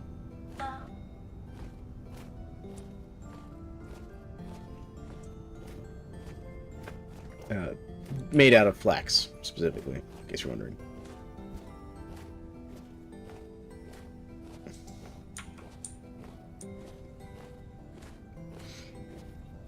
Yep, if I can get enough linen, I can actually improve my windmill up there. One of the other kind of side goals I've got going on. Should also probably make the windmill taller. At some point.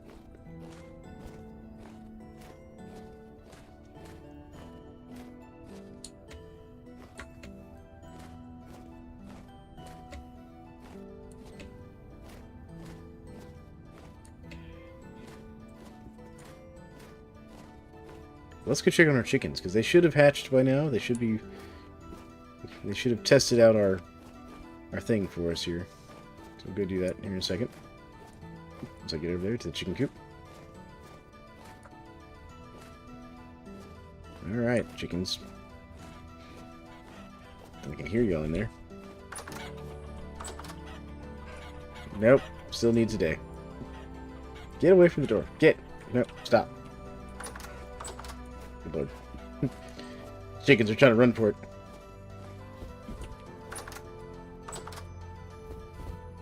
How are we doing, pigs? Still pregnant? Still good weight? Good. Good pigs. Pigs are behaving themselves. Pigs are doing great.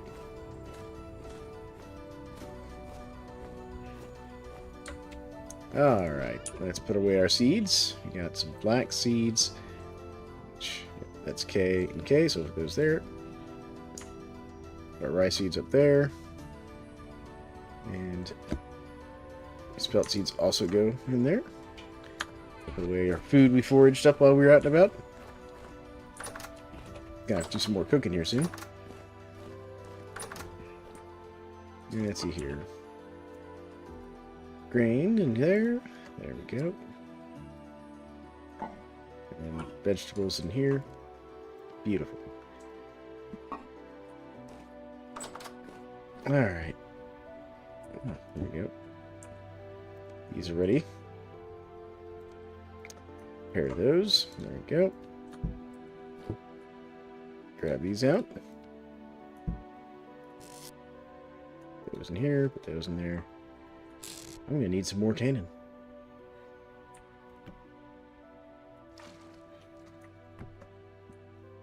Okay, empty bucket. Gotta keep the leather going. No, that's 30. There we go. Alright, 1, 2, 3, board. Alright. Now let's finish offloading. We'll do some cooking. So, let's see here. We didn't find anyone to buy our bags, but I'll put our gemstones away. If I'd brought that with me, I could have sold that. Funny enough. I'm going to put this extra sword away. Well, no. No, I'll keep the extra sword on me. That'll be fine. Put the rope away, because I don't need it right this second. Put the brown coal away. Keep the borax, because I'll grind that up. Put the rusty gear away. That's not what I meant. I wanted to eat that, not throw it on the floor. Oh, alright. Let's put the crock down here for now. Put our flax in here. And we'll grind that up. And then fence in there. I'm just going to throw this arrow in here for now because I'm not going to use it. Same with that belt. Because that's just straight good. Go. I didn't realize I had so much dry grass. Okay. Let's do some cooking real quick. Question is, what do we cook, folks? I have some meat I need to eat, actually, so let's eat this meat. Because this cooked bushmeat is not going to last forever. There we go. See, if I brought this spelt grain bread with me, I could have sold it. So what I think I'm going to do, actually, while I'm sitting here thinking about this, is I'm going to go ahead and preserve this bear hide. There we go. Get that going. Alright, so we have flax grain, rye. Yeah, we'll take the rice. We'll grab... What do y'all think? Mushrooms and onions for rice? Yeah, I think we'll do mushrooms and onions. Should have done 4, not 5. There we go. That'll be tasty. Alright, let's grab a pot. And I'm going to need some more firewood soon. We are running low on firewood, folks. There we go.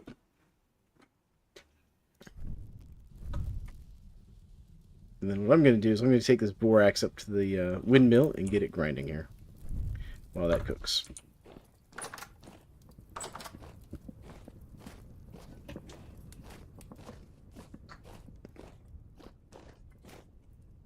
Yep. There you go. Good windmill. Keep working. See, right now we're at an altitude of 120, and if we go all the way up to here, it's only like 130.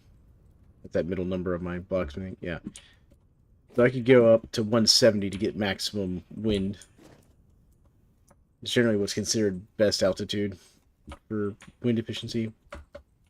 But that's a lot more materials than I had at the time I built this thing, so we'll probably take it up a few more levels in the future. But we're also going to add some more sails to it, which will also help. Can check my trees, see if any of them have died.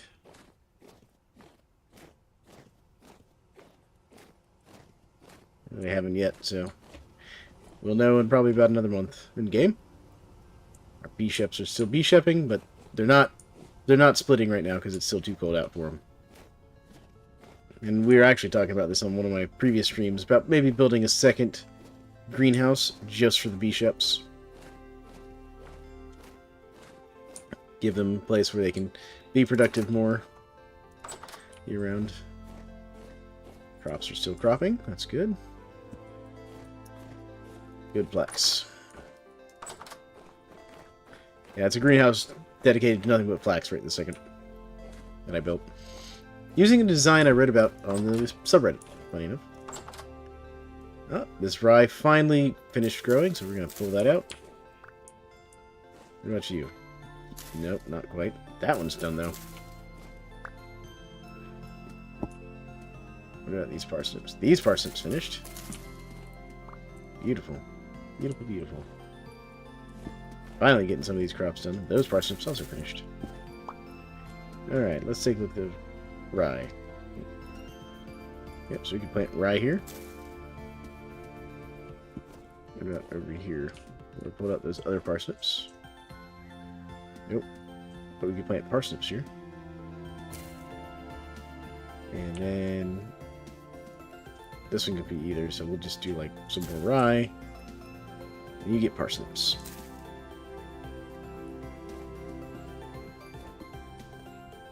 There we go. And then we'll break up some of this ice. Moisturize the crops.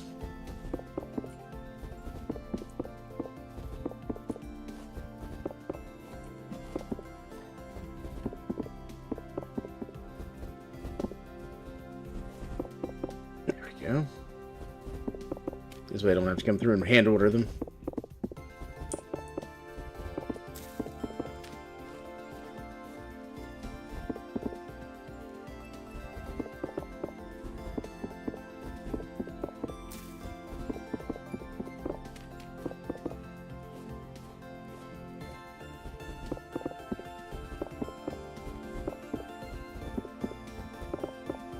And while I could be more efficient on growing space with a different design on my farm, I just like to look at the little rows of water.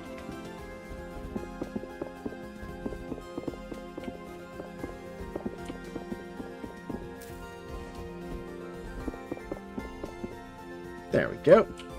That'll get everybody watered up nicely.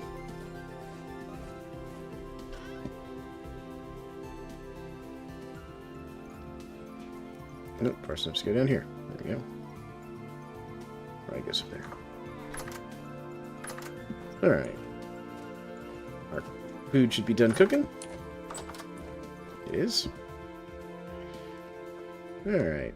Put this down here in a crock. And let's see here.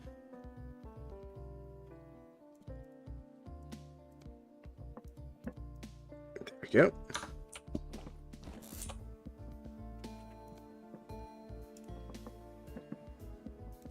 One will probably finish that up. What do you think? You think one brown coal will finish that? Got 88 seconds of cook time. Something like that. We'll see. You'll see. Oh, let me through door. That's from having those little boxes next to the door there.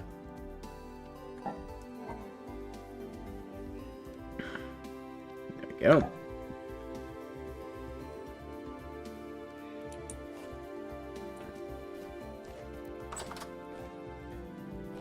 Okay. It's gonna be tight. That'll pick up that crock, and that'll be my wandering around crock. Okay, how many iron ingots do I have? I have 19. What about... my ore's out here. That's right. Got 19 nuggets. Which means I can make 4 more ingots right there. I got 4 more right there.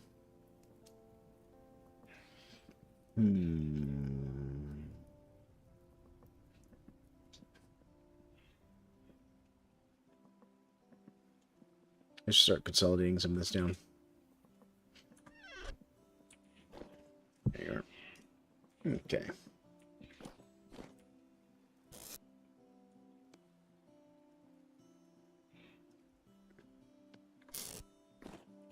Let's go. Oh, good. It did finish. One was enough. Perfect. Yep. Put away some of this extra food.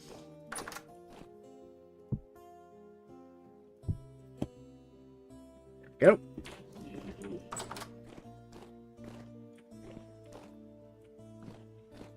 Alright. I was going to smelt some of this here. Let's go in here and let's grab our copper out. So if we do like... Yeah, we don't have enough to do another thing of tin. We could throw in like that. Get 5 ingots of copper there. They don't have 5 ingot molds. So let's lessen that. So let's take that.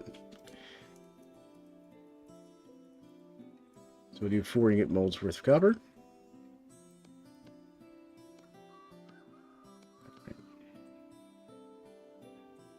Why is my crucible not working? Oh, it's got tin bronze in it. Silly me. So you're going, why is the crucible mold not behaving itself? Because I left tin bronze in it. Well, that would explain that. Put that in there. We'll do 4 ingots of copper. I can use to make some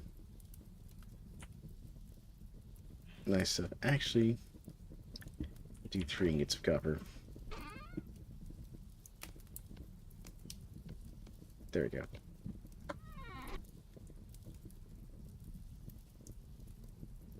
I'll just throw all of that in there. That'll keep it busy for a bit. Let's go check my borax. See if it did any grinding. No. You can already tell by looking at that it didn't finish. Alright. Oh, I almost forgot something. Where is my tongs? Tongs. Come here, tongs. Are we molten? Yep, that's molten. We'll do the far one. There you go. Get some more copper going to fill up those other ingots.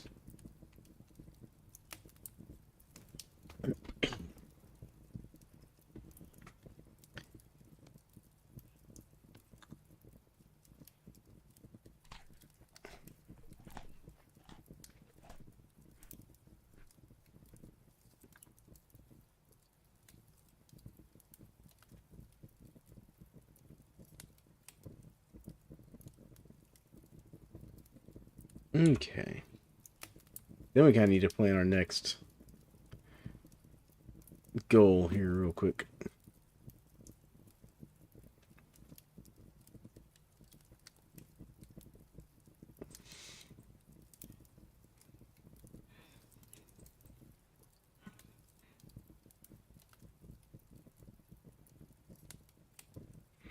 I think we'll take our prospecting pick and go out and do some prospecting. I think that'll be our goal. That, and I could probably use more storage around the base.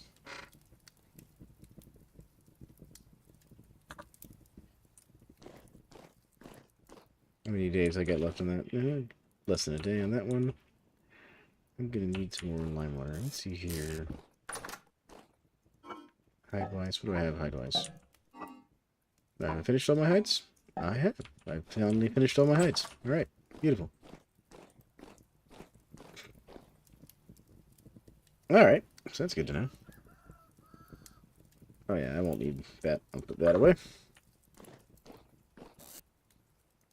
And then I think it'll be time to also do some more iron mining. Yeah, maybe I'll do some iron mining. Because I need to do prospecting. I need to do iron mining. God, I just need to do so many things. So many things. So little time. Well, not really. Technically, I don't have any end time for this series. There we go. Copper ingot. Copper ingot. And copper ingot. There we go. Cool. Now let's put away our pickaxe. Or not pickaxe, our tongs. Good lord. I could not think of the word for some reason. Get our axe. Get our hammer. Take those with us. We have a tin bronze pick. We'll take our mostly damaged iron pick with us. Grab our pro pick as well. There we go. We've got some food. I'm going to grab a little bit more. Grab a hair more food here. Grab the small one. There we go. Perfect. Close that up. So I think first things first, we're going to go cut down some trees to get some more mining supports. That's over this direction. Oh, good. Our windmill is windmilling again. Well, we do have some powdered borax. Perfect. It means we could, in theory, make our iron anvil soon.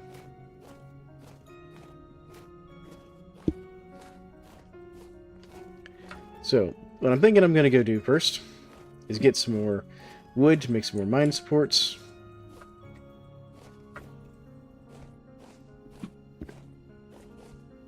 Oh, I did have prospecting into this area. There's a cave down here. Let's see here. Slate. Green marble, pink marble, white marble.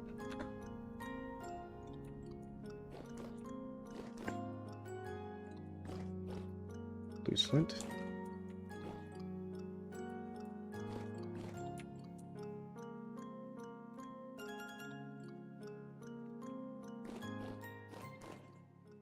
That's deep down there.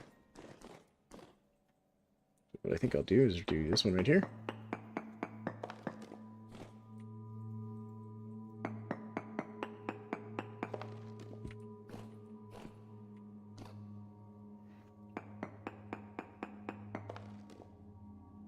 Minuscule amounts, Malachite, and Cinnabar. Okay, so there's basically nothing in here. Got it.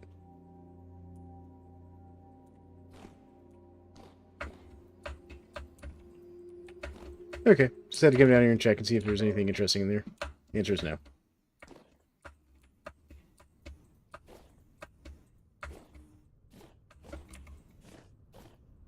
Let me get my axe out. Just don't want that.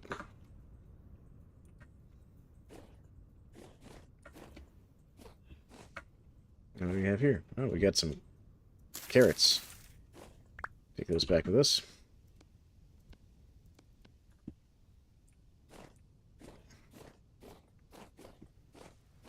Alright, let's see here.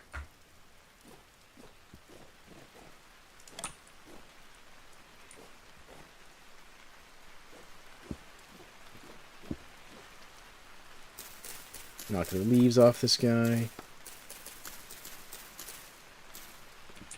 You know, I have to say, my commenter that was telling me you get a better return on sticks and seeds with the axe, I think you're right. Using this iron axe, I'm getting a much better return. So, props to you. You are absolutely correct on that.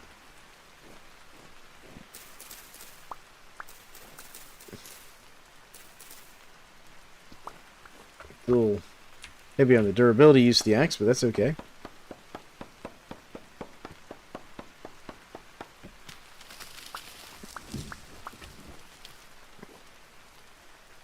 Gotta throw that seed there. Cool. Alright, let's go over this one.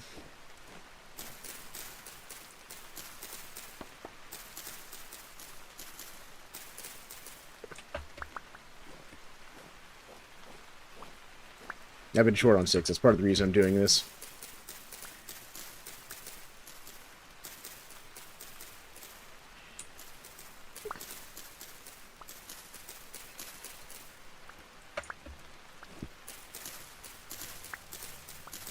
See, normally I use the shears, but apparently the shears have a slightly less chance of returning seeds and sticks than the axe does. That's what they're explaining. Even though the shears will do it faster. Look away for a second so I can pick up that stick.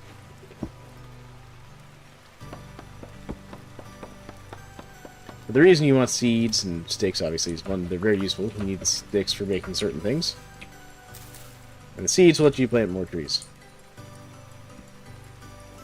There we go. Alright, so we'll throw this one down like right here. There we go.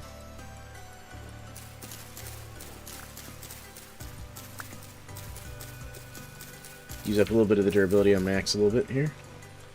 I'll exchange to get a few more seeds and sticks. Mostly because I need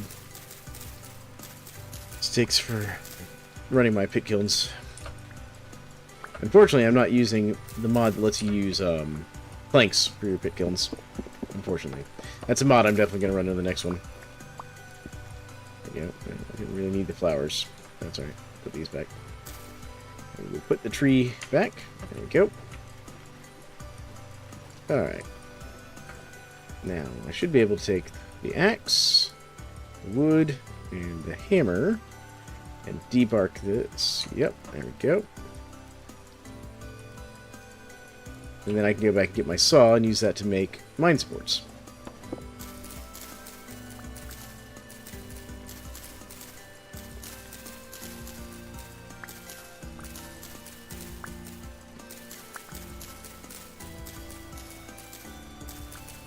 Because I need more mine supports to go and get more iron. My iron mine is quite large.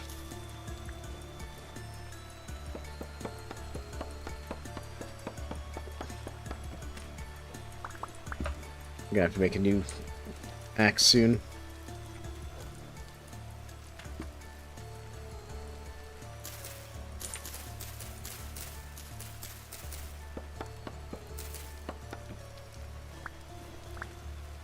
There we go. Okay. That should be enough for a few mine supports. Take my axe and debark these. Real quick. There we go. Beautiful. Go put the axe and the hammer up, because I don't need to take those into the mine with me.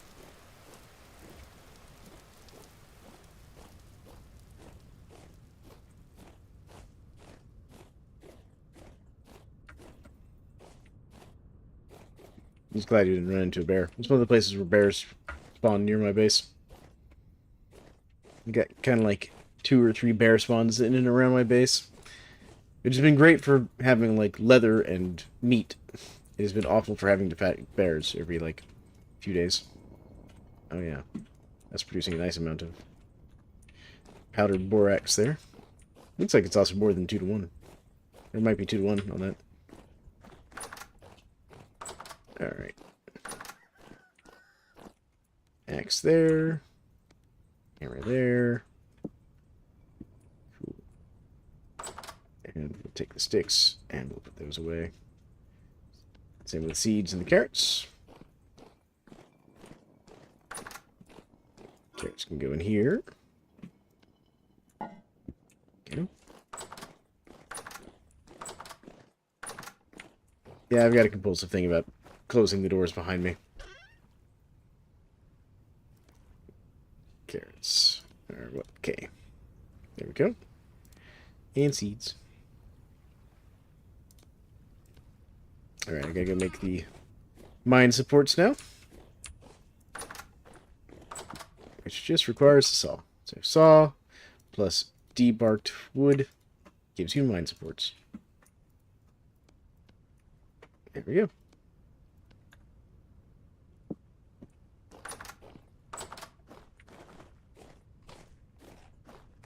So I think we'll go to the iron mine first. And knock that out. It's been long enough my chickens might have hatched. Still needs time. Alright. Chickens, I need you all to sit on the eggs. Chickens, I need you to chicken.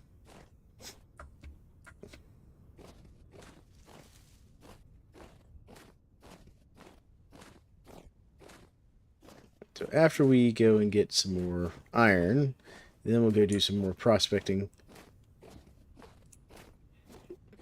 While we kind of plan out our next moves. Because I would like it to get just a little warmer out in the game.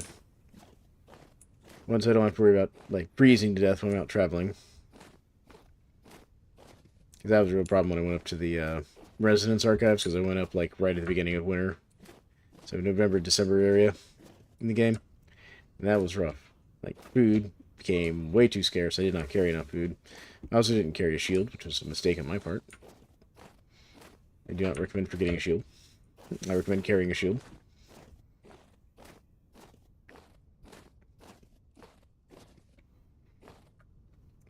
But anyways, yeah, it was a whole thing. Here's our mine entrance right here.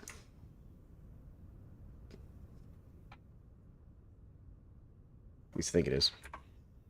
No, this is not our mine entrance. This is the cave. That's the cave entrance. Now, that links up with the mine, if I remember correctly. Didn't go quite far enough up the hill. Try this again.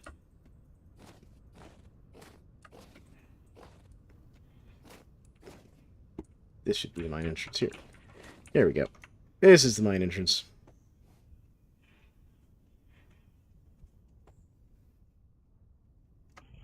So you can hear the monsters over here in this cave. And then this is where the actual mine is, down here. Which I was getting problems with drifters down in here. And other unsavory folk. In the form of Botorn and such. See, there they are. X. X. Yeah, I got you. Oh, stop it. Stop it. Stop it.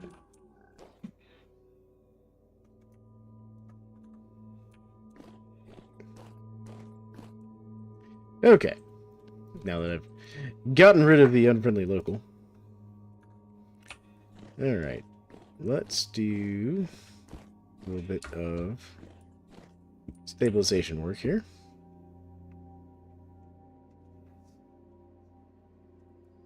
Because I kind of want to go across here.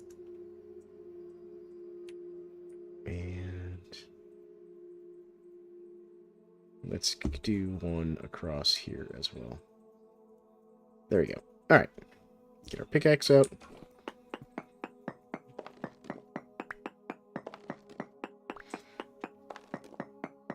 Yep, there it is.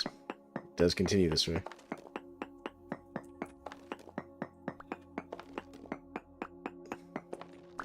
Unfortunately, this is very poor iron ore, so I'm having to mine out a lot of it.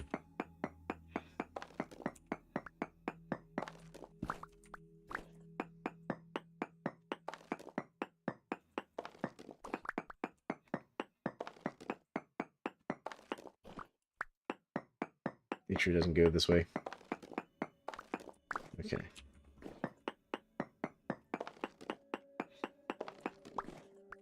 Alright, so that was that bit. Let's see here. Do this bit now.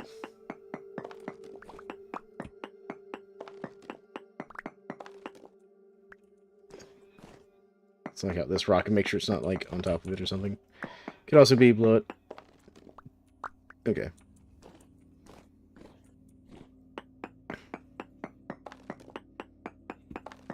With it being underground like this, you can end up with some weird layouts of your iron. Because what it does is it makes these kind of large, like, pancake-shaped layouts. But they try to be at the same kind of depth from the surface, which means you can get these weird kind of, like, up and down movements in your mining vein.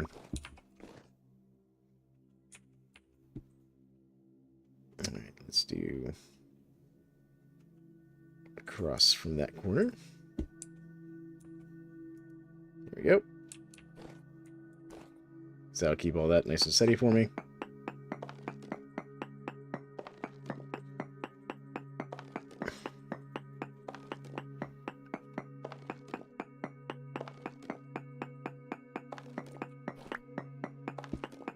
Go. Getting our some iron.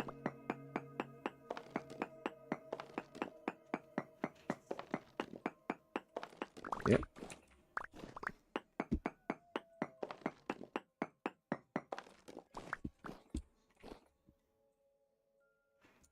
Nice. Good stability, thanks to my mining supports. You can kind of follow the edge of it this way a little bit. I like to kind of do the edges and work our way back in. It was a tactic I learned from some of the other YouTubers who play Vintage Story.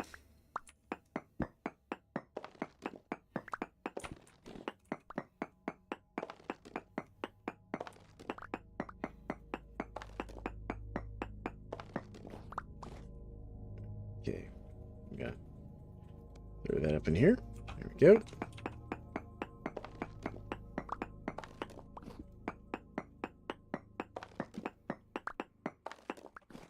Okay, what about this way? Does it go any further this way? Yes, it does. Go this way a little bit more. this way once. Oh, see, what goes down here.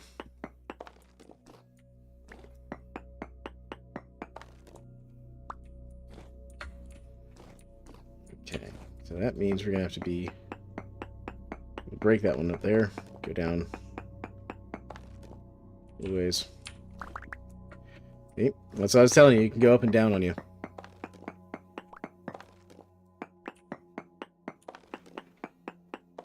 Yep, that's kind of what it's gone over here. So we're going to break this out a little bit. Continue. Yep. This is where... because there was a point where like the whole thing shifted down a level on me. So I'm going to do another mine support like right here. There we go.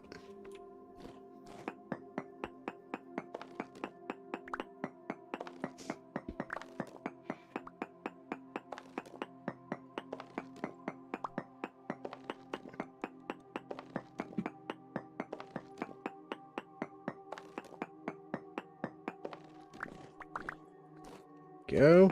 Alright, let's see what else we can find here. Because I want to get a nice stack of iron while I'm here. Okay, I'm going to get myself some food. There we go. Break that block, this one. Just make sure we're not missing any.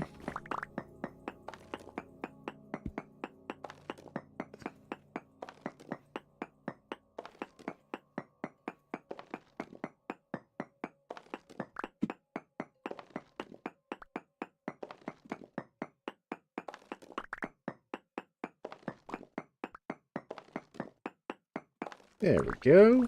We're getting there, folks. Getting our iron. I want to make sure we have plenty of iron when we go to make this iron anvil. I mean, I already have enough to make it, because it's like, I think, 10 ingots total to make one. Feel free to correct me if I'm wrong on that, chat.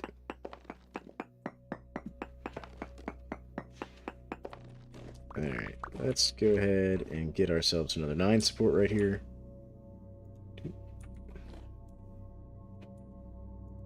There we go, 9 support.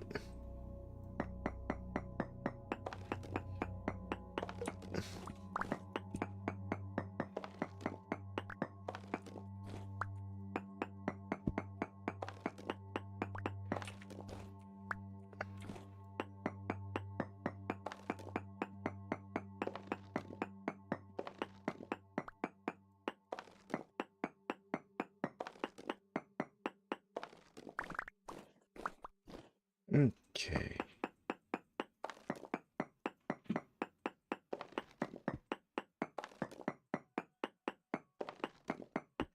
All right.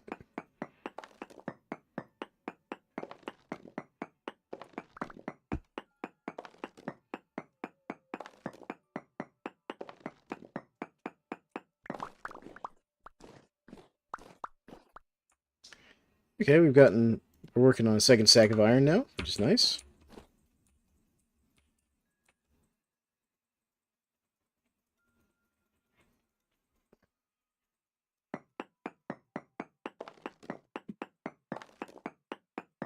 I think if we keep going this way, we'll eventually hit the other part of my mine, where I've already cut down to this level.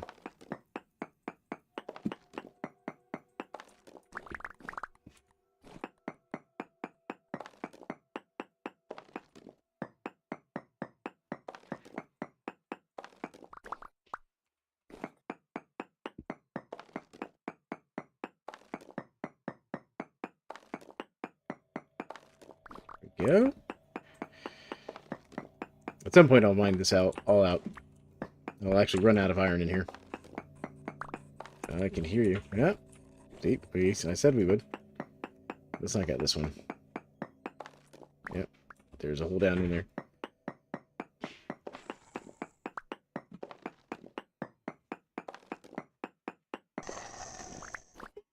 Oh, yeah. Look at you, little shitter. How you doing? Come here.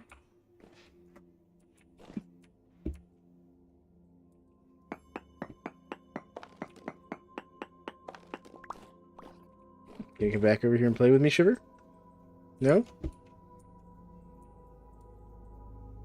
I guess the Shiver didn't want to be friends after all. There we go.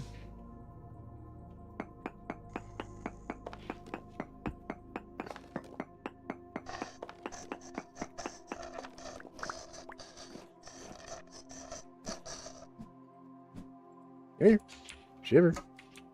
Where'd you go? Where'd you go, Shiver?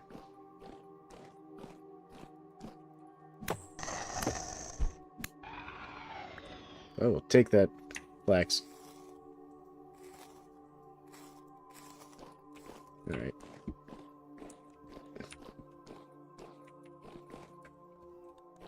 Dang it. Got myself stuck down in here. Hold on. There we go. And what we'll do is go up a level here.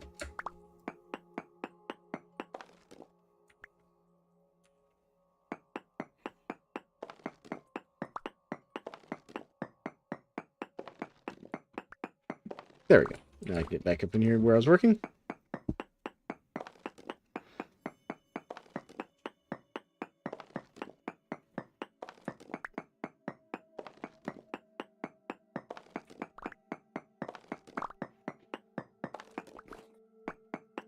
Fortunately, that also means the Shivers can get up here where I was working. And the Drifters. The joys of mining underground. Thankfully, this area is fairly temporally stable, which is nice. Normally when you're this deep, it's not.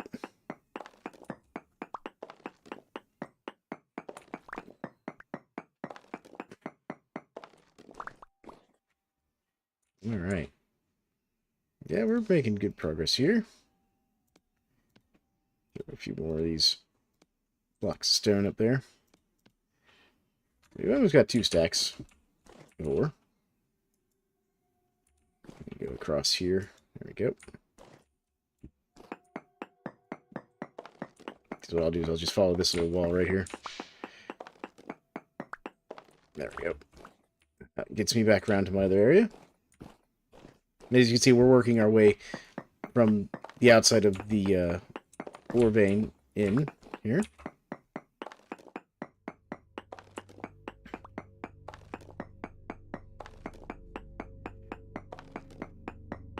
And working it and cutting it all out. And eventually we will run out of ore here. That's alright. I'm gonna go from like that corner over to like here, I think. Yeah, if we go like right here. That should be pretty good. That should keep us nice and sturdy for a while.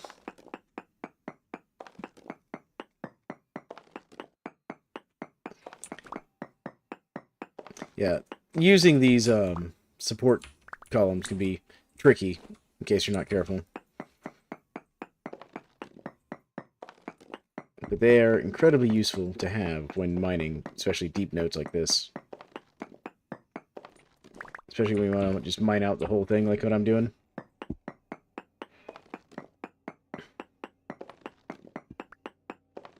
Because I kind of want to get enough iron that we're not going to have to worry about mining iron for a while.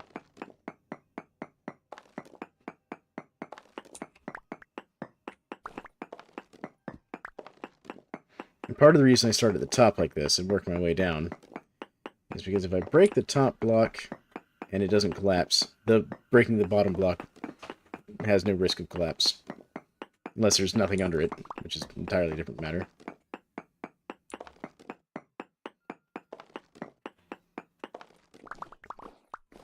How are we doing? So we've gotten 2 full stacks. We're working on a third. I'm going to have to get rid of this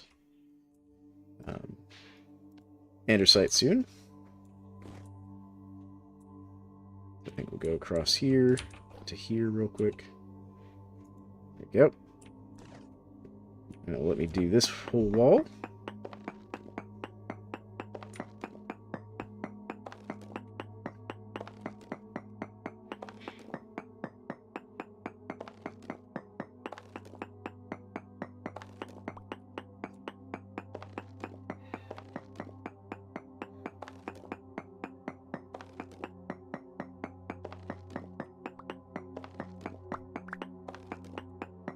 There we go. Oh, yeah. Getting us a nice load of iron here. There we go. Go do all of this. I'm mostly doing this also to kind of use up this tin bronze pick that I don't need. I have very little use for.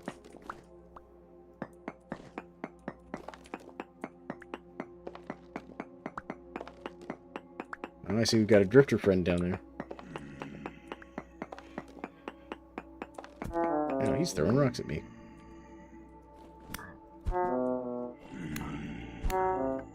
It hit me. Come on. Got it. Nothing. Okay. That drifter was being unfriendly.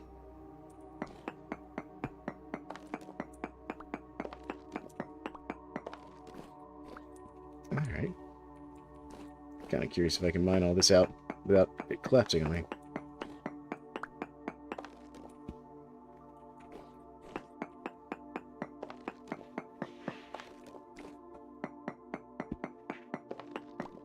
Alright. There we go. Nice. Let's do... We're going to do a line down here. A ways. Like right here. And that should let me mine out kind of the rest of this here.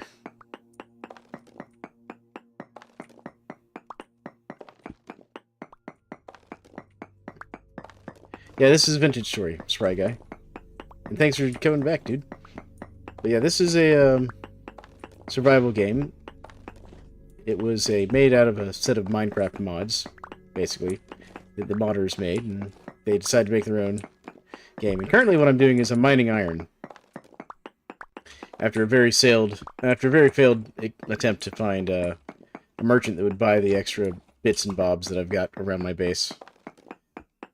But I did also learn the next location of the next story point for the game, which is a place called the Lazarette.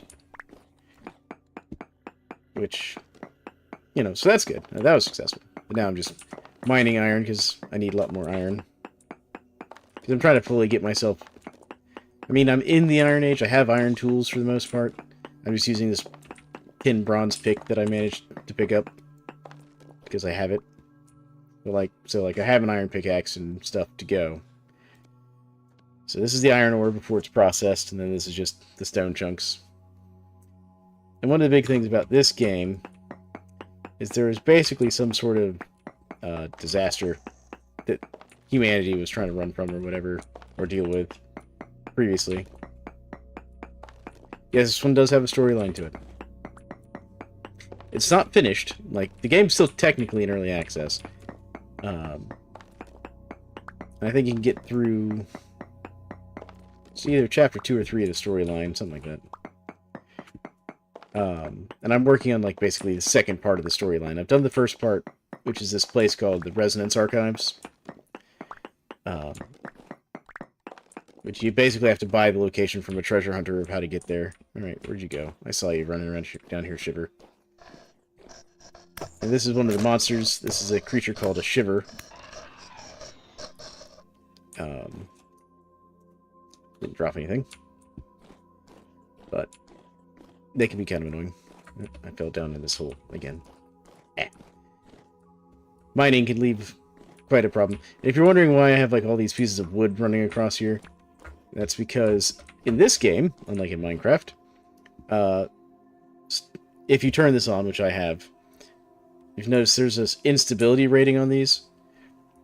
And so basically what that means is, if I was to come over here where it's got, say, 16%, and I break this rock, it means there is a 16% chance that this would collapse, or 23% for this one. And these mine supports basically help you reduce that chance of that happening. I need to feed my character real quick. This is my hunger bar down here on the lower right. And that's my health bar on the left there. And in the middle, you see that gear. That represents something in this game called temporal stability. Because, to kind of escape the bad things that were happening to them, humanity decided that messing with time was a good idea. And that's kind of where I'll leave that without too many spoilers there. And you were sort of a victim of that and you've returned. Like, and that's where the story picks up. That's how the game starts. Alright. Let me throw in another support beam like right here. And we'll take it over to here. There we go. And part of the thing I do when I'm mining in this game, Spry Guy, is I always break the top block first. Because if you break that block and this doesn't collapse, breaking the blocks under it has no risk of collapsing. If that makes sense. Because it only checks the blocks on the same level. So, like, I can break this one, no collapse. This one is now safe to break, it won't cause a collapse. Unless there was something under it that was unsupported, basically. So, like, if there was a cave right below me, and this was the last layer below that, above that cave, mining these blocks above it could cause that to collapse. I don't need to break that one. There we go. Alright, let's see how much ore I've got. I've got 3 full stacks and over half of another stack. But I'm getting full on rock that I don't need. Alright.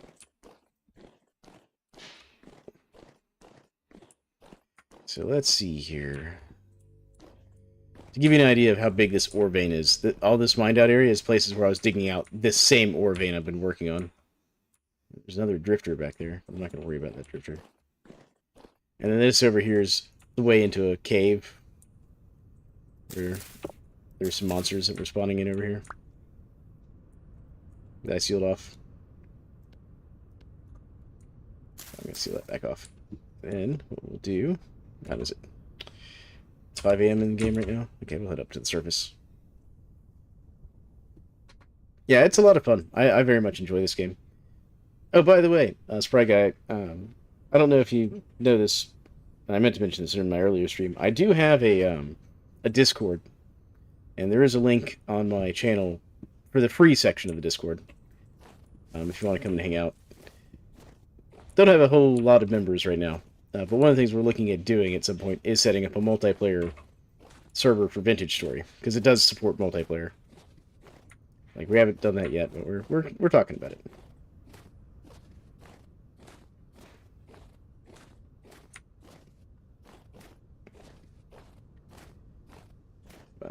Here we go. That's my house over there. See that little weird contraption there? That's actually a windmill that I built on top of my roof.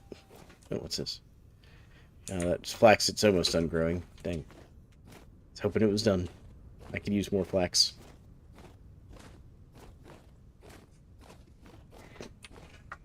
But if you have questions, feel free to ask. Because right now I'm kind of just working on a few projects while I decide kind of what my next step's going to be in the game. Obviously, I need to go over to the Lazarette. That's a long distance for me to travel. And I don't think Stream just wants to watch me sail around in my boat for, like, you know, an hour. So I'll probably do that off stream. Ooh, let's see if my chickens are... You guys actually hatched yet? No. You're still not sitting on those eggs. Dang chickens. My chickens are freaking out. And this is my pig farm, where I have my pigs. So, this one's pregnant. We're waiting on her to give birth.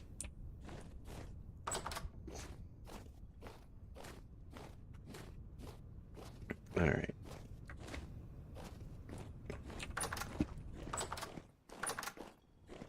Okay. Yeah, I've got lots of andesite.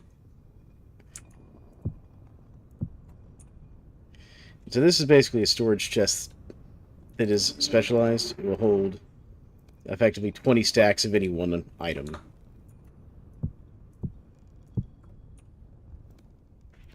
So, since I use a lot of andesite cobblestone for crafting, I throw my andesite into here. Okay, good. Enough to store it in there. Perfect. Ooh, my leather's done. Alright. Oh, so is my other stuff. There we go. We'll do... Wait. Yep, there's my bucket of wheat tannin. Oh. There we go. I have 42 liters, so let's grab... What? I think it's 10 of these, or 8 of these I can handle. No, 10.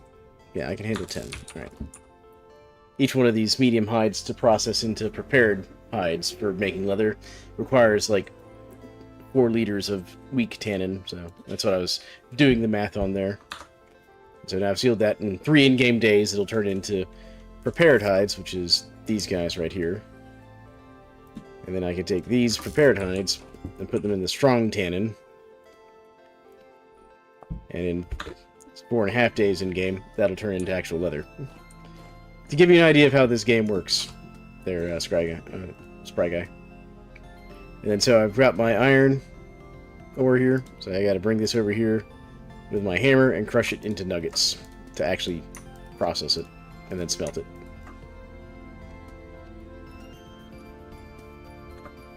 There we go. Let's crush that, and let me see here. Where do I want to put stuff? Where do I want to put stuff? Okay, put my leather away. I'll throw the temporal gear in there for now. I don't have anything there. And I'll throw my piece of flax fiber I found in there.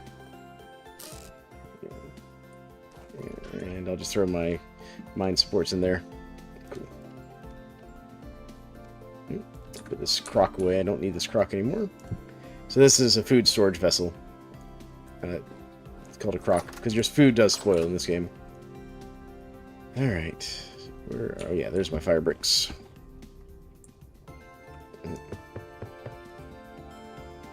So to smelt iron, you have to make a bloomery out of fire clay.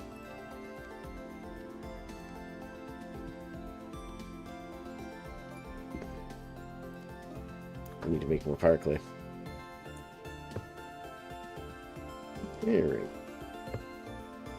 I'm gonna go grab some charcoal, because it needs not enough fuel source. And grab some of my iron nuggets here. What we'll do is we'll hold control. Oh yeah, it's way more realistic.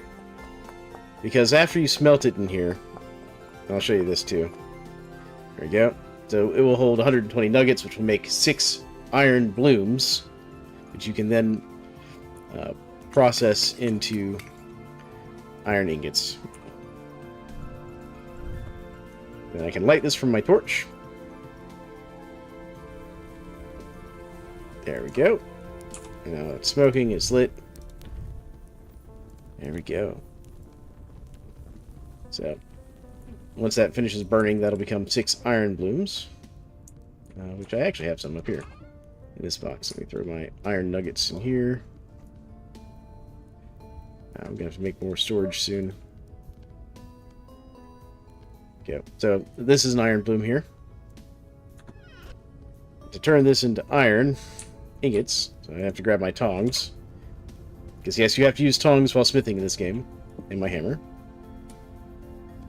That over there. Put my lamp in here for now. You also top off my character's food. Again, my character's burning calories like crazy right now in game. There we go. Let me grab some coal. I'll throw a couple pieces of coal in there and an iron bloom. Grab my torch to light it.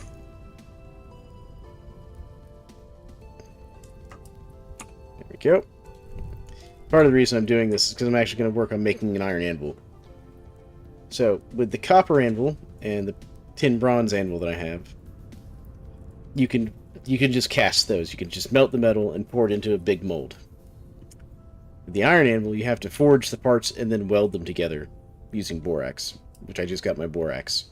So, I've been sitting on iron and not bothered making an iron anvil yet. Mostly because I didn't want to commit like the 10 ingots of iron you have to use to do that to it. But that's probably why I just went and did a big iron run. And unlike in Minecraft where you just kind of wander around in caves and look for, you know, exposed deposits, or if you strip mine, which is the other option in Minecraft, basically, you don't want to do that in Vintage Story. Because first off, to even mine metals, you have to have metal already, which you get by panning, or by picking it up off the ground if you can find nuggets exposed on the ground. Yeah, it's in depth. But the cool thing is, they also have this lovely handbook that will tell you everything from, like, how do you flint knap tools to make stone tools when you're starting off, to, you know, if I want to say, well, how do I make a sailboat? And it'll tell you, here's how you build a sailboat. You know, all of that. And, like, it's even keeping track of the temperature of the metal here, you know, up at the top there. And so what I'll do is I'm actually going to add a couple more pieces of coal to this. I'm going to pick up this hot bloom, put in another one so it's warming up. Put this on here, switch to my hammer. So now I got to knock all these scale off of the outside of it, which to do that you just press F to bring up your different types of strikes. Select the cutting one and just cut the scale off. And then I basically have to shape the metal into an ingot. Like this, I love the smithing part of this because I was actually a real-world smith for a while. I trained under an actual smith and worked as a smith as a job for a bit. So what we can do is move these over because we got to fill in all those green parts now with voxels.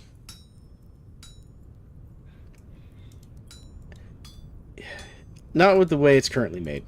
Like, there are Minecraft players out there that absolutely would love this, you know, and do. Like, and I used to play Minecraft a whole bunch, so like I'm not gonna pass judgment on that.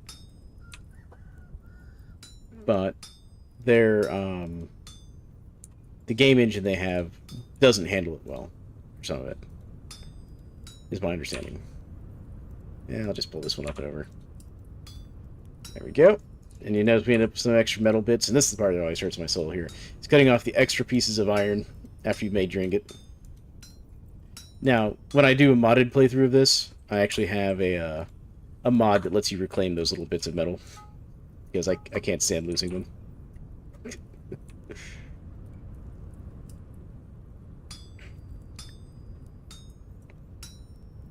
Like, so my son plays Minecraft, right?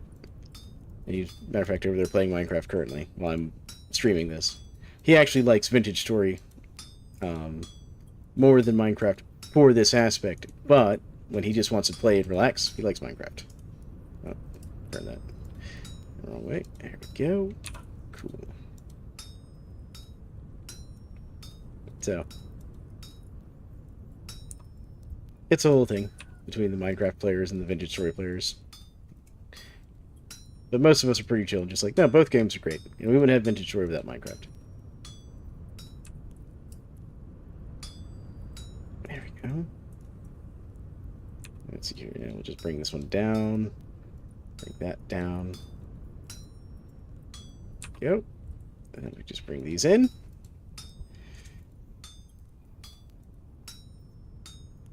There. That's another one done.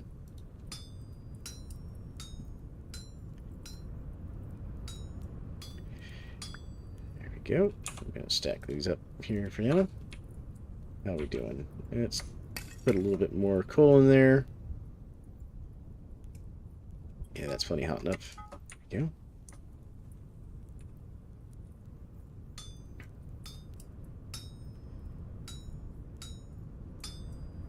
And then I can also show you, because there's also like clay formings for doing like pottery and stuff.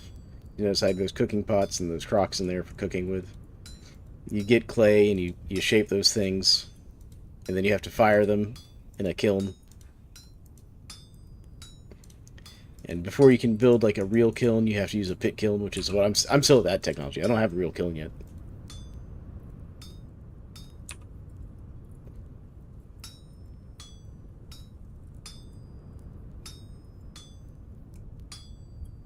Actually, you know, this would have been smarter here. Alright.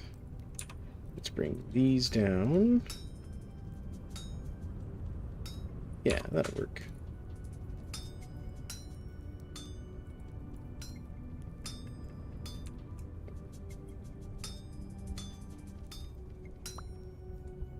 There we go. And once that one gets up to heat, that'll be all the iron blooms for the time being. There we go.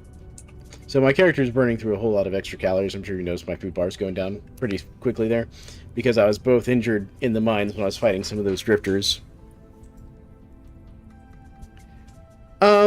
So, no. Your character kind of starts off knowing all the recipes. You don't have to, like, learn them. But, for example, to make iron tools and stuff, and to process iron, you have to have bronze. And to make bronze, you have to have copper. So it forces you to work your way up through the tech levels, kind of, to get to the next tier. Now, you could happily exist in the Stone Age for quite a long time if you wanted to, and not advanced tiers, especially if you're just going for a super chill, I just want to hang out, build a house, farm. The main problem you'll run into is certain things you can't make without going up the different tiers. Like, for example, if you want to make boards to make, you know, nice looking wood blocks and chests and stuff, you have to get a saw. To get a saw, you need metals. Yeah. But that means you only have to make it copper. You know, you don't have to go past copper to do that.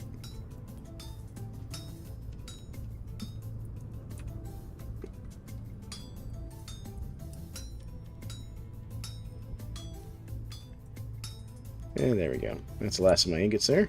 Stack all these together. I'll just add these to my iron pile there. But that's basically smithing in a nutshell. But I'll give you a little tour of the base here, so you can kind of get an idea of what's going on. This is the house I built. Well, let me actually show you my first house. My first house is this block of dirt and rock back here.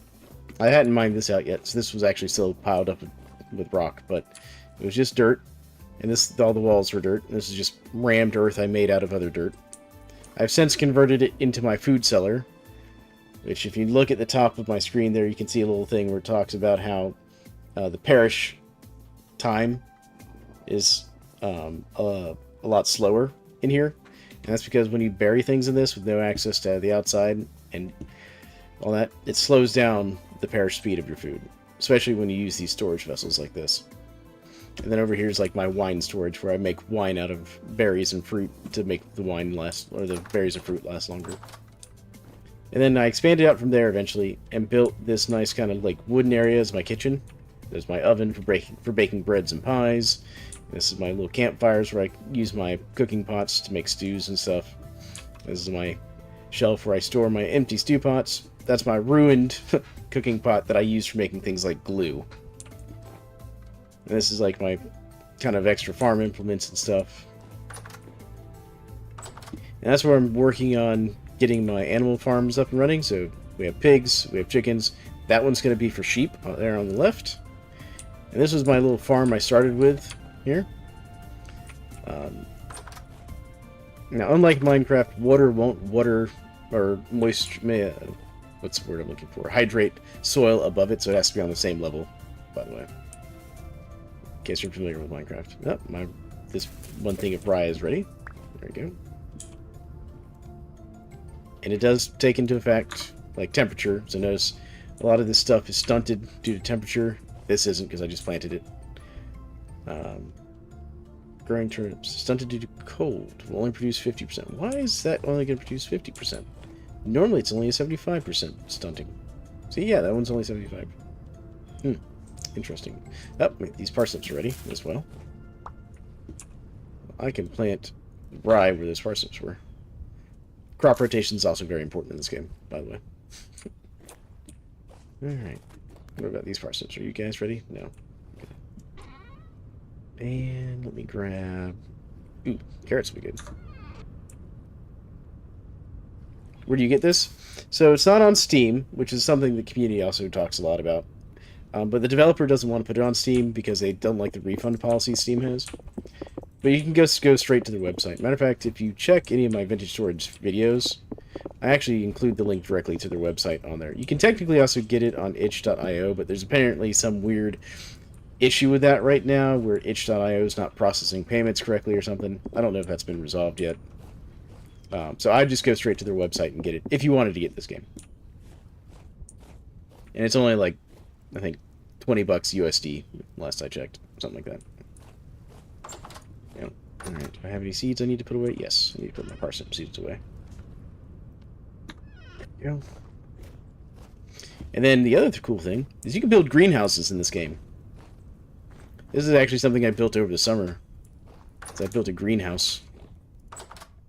And so what the greenhouse does is it basically increases the effective temperature for your crops by 5 degrees Celsius. Wow, okay. This all got stunted too. It must have had a real cold snap last night in the game. Okay. That's unfortunate. My flax crop all got stunted. Dang. It's supposed to be good up to negative 5 degrees.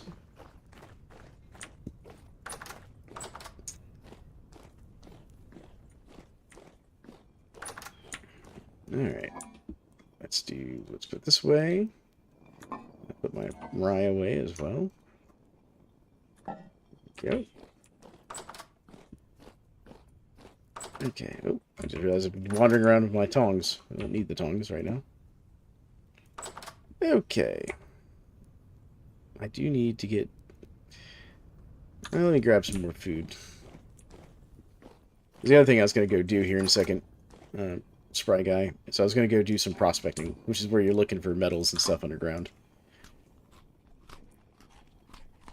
Which comes back to the whole, like, you don't want to strip mine, thing I was talking about earlier. I should go sell that spelt bread at some point. I'll grab that pot of food to take with me. Here we go. And... Oh, right. That's the other thing I was going to do. Now that I've got some sticks back, I was going to process these. So this is a pit kiln right here, like I was talking about. And so these are some fire clay bricks I made, but I wasn't able to fire them because I ran out of supplies for doing so during the winter.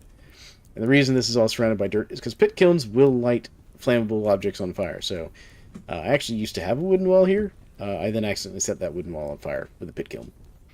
Because I thought one layer of dirt would be enough. One layer of dirt was not enough. As I nearly found out the hard way. There we go. Let me go get some coal for this.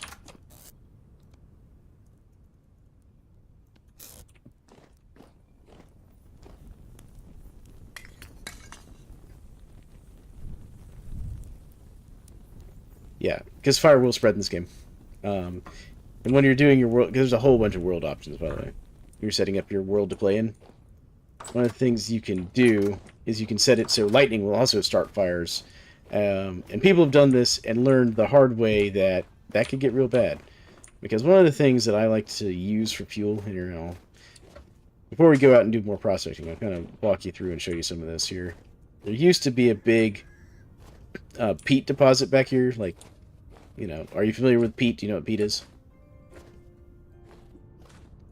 But anyways, I dug it up because it's a great fuel source, because it's cheap, it's very plentiful in the world. And it's really good for cooking and doing your pit kilns as well. But what people have found is if you turn on the lightning strikes can start fires thing, if you get a lightning strike too close to a peat bog in the game, it'll set the whole peat patch on fire and just burn the whole thing. And there's nothing you can do to stop it. I don't have that setting turned on currently. Just walking across this frozen lake real quick.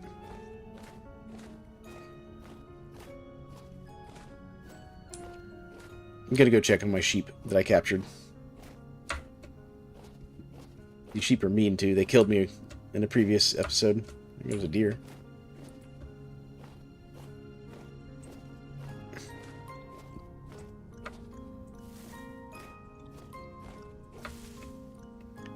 Because I'm trying to get these sheep into my sheep pen. Well, let me rephrase that. I'm trying to get them to breed and give me a lamb so I can capture the lamb and put the lamb in my sheep pen.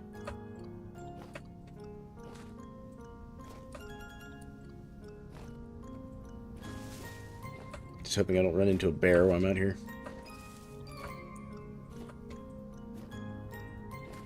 Yeah, man-eating sheep. So, I fight bears a lot in this game because there's apparently like 3 bear spawns around my house. And so I'm like 2 weeks or so in game, I'm having to fight bears. That was an interesting sound. Okay. I got a baby sheep. Yes.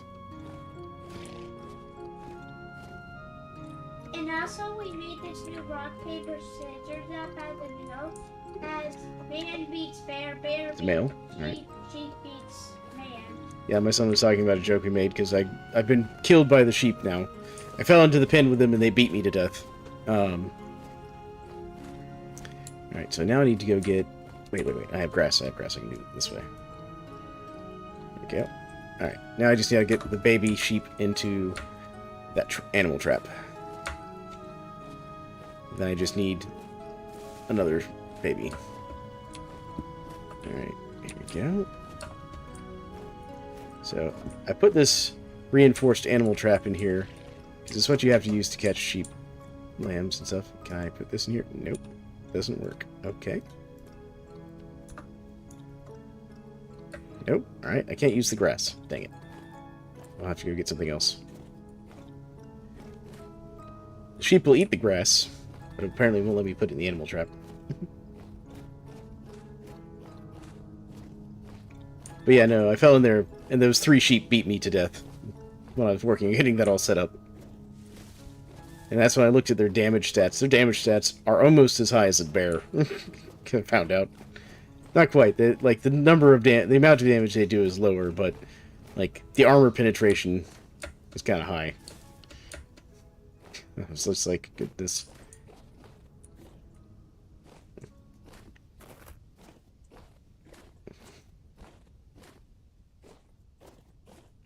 But I heard something off to the side there.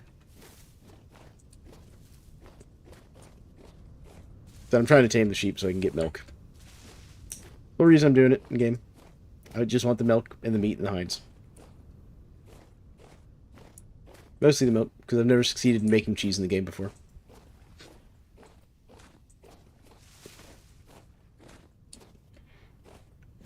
Alright, let's see if I can find something those sheep will eat.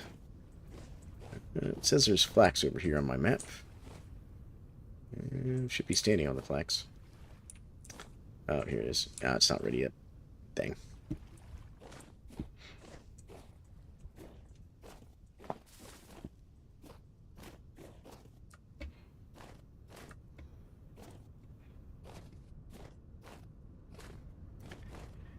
Oh yeah, my borax should be done. I'll go grab that off the windmill since I'm walking back to get bait for my sheep trap.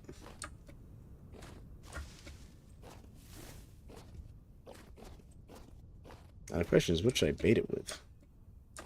What do y'all think? Grain? Grain for sheep?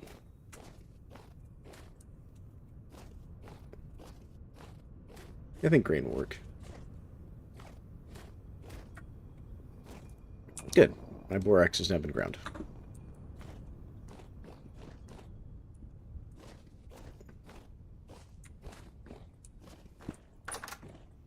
Let's put my borax away. Alright. Let's see here. Grain. We'll use some of this flax grain. Shouldn't mind that.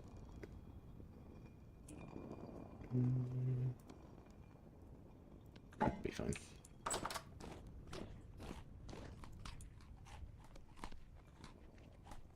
Let me get my lantern out. Starting to get dark out. This game does get dark.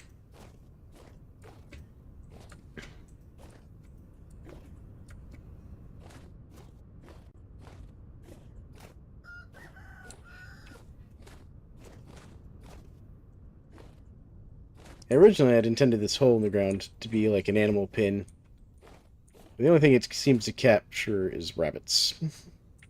I have no desire to spend time trying to tame rabbits in the game.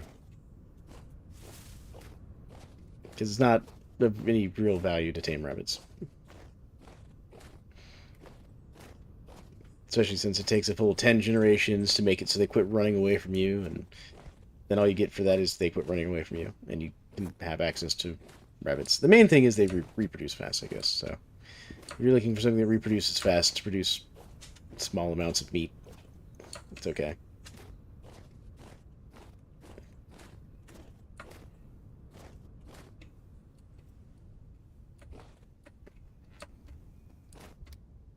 Alright, let's get my lantern out.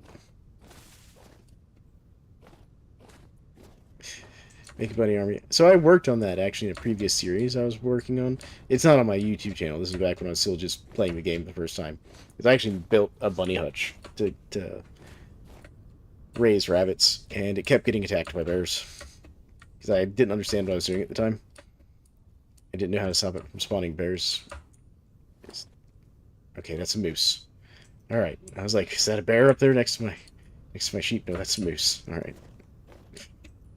We still have to give the moose a right birthday. They can get aggressive.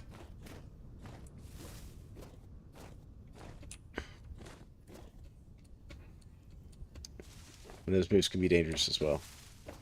So when I was first trying to capture the sheep, I had a moose that wouldn't leave my sheep pen alone and kept moving into it. There we go. Alright, let's get my grain out here. Alright.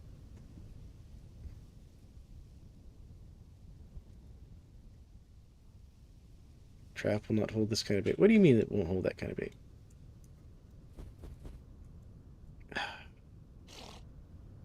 What do I have to put in there?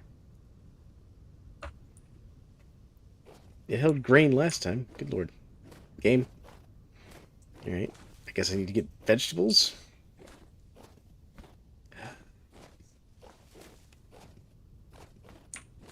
I want those sheep.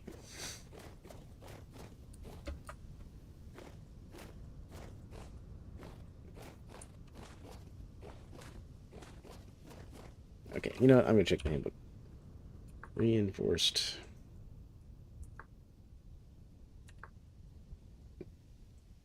Reinforced wooden crate trap. Okay. Okay, yeah. How to use it. Bait is held at the back of the cavities. Trap. Okay, since I can't reach the bait. Okay, but what kind of... Tiny baits like grain. Okay. Can't use grain in there.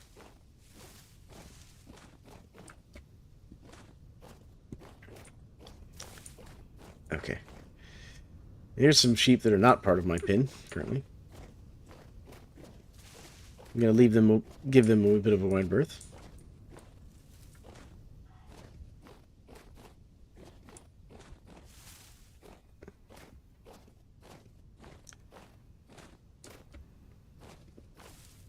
Guess I'll use onions. I have lots of onions right now.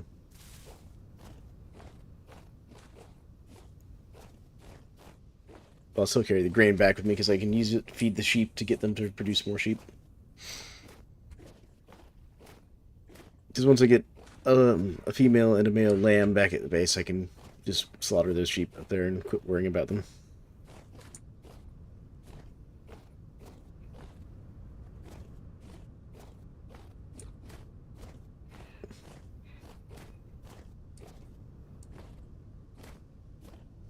Although, I should take a bucket back up there with me. I might be able to milk the female sheep.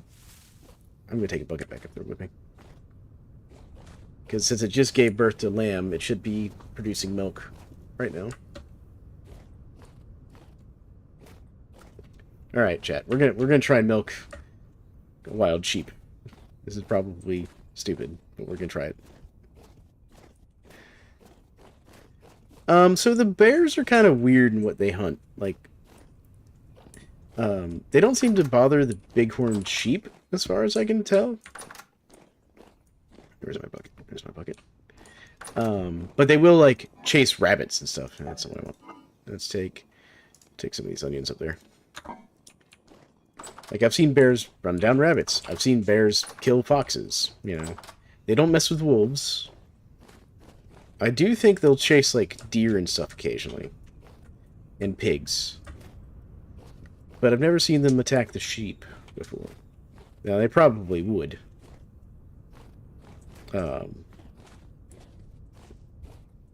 That's also part of the reason I boxed them in. Because while a bear could easily get into that, it probably won't go in there with all of them, I don't think. Even if it did, it's probably not going to kill them before I came back and checked on it and killed the bear. It'd kill maybe one or two of them. At which point I can just rebait the trap and lure in more sheep, because sheep spawn up there. And I'm actually going to do that. I'm going to put more bait in the trap, effectively. So the way that trap works is it's not actually a trap in the sense of that the one for the small one in there, the box in there, is that will only catch babies. The pit itself is just basically a food trough that will feed the animals. And the animals can sense the food in it, and will go in there looking for it and fall into the pit.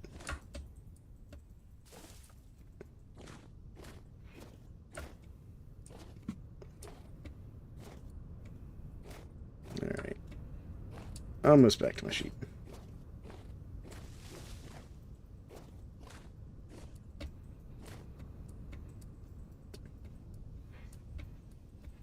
I really don't want to run into that moose out here in the dark. I have to fight a moose. Because those things apparently hit hard.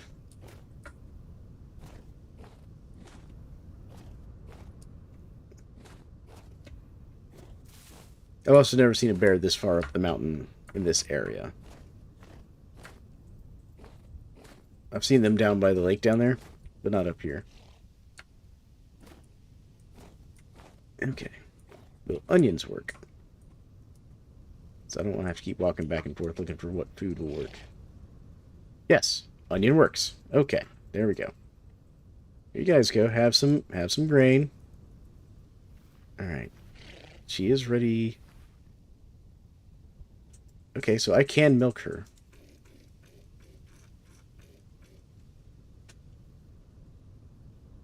Did I get it? No.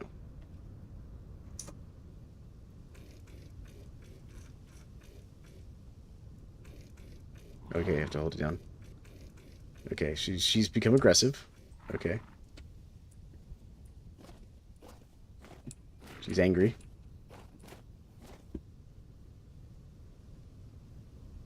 Alright. So yes, I can attempt to milk the sheep. Hilarious. Alright, well I'm going to back off and see if the lamb goes for the trap now.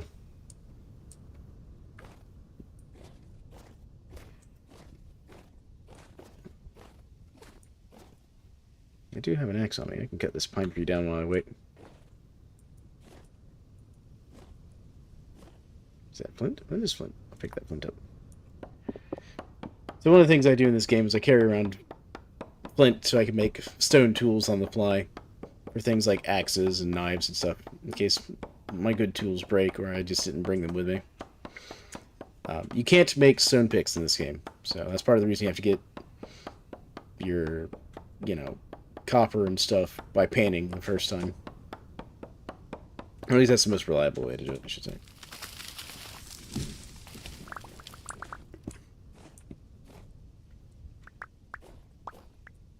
There we go. Got myself some wood. Right. Some sticks over here that I missed. The other thing you can do in this game is there are things like apple trees and stuff. We're going to go look at this apple tree over here. Where is it? There it is. It's the apple tree right here.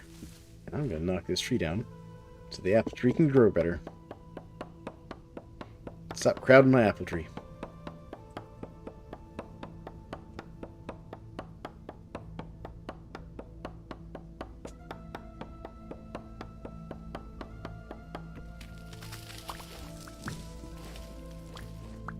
Yep. That'll let that apple tree grow a bit better. And one of the things you can do is as these trees grow, is you can take cuttings of them to plant more.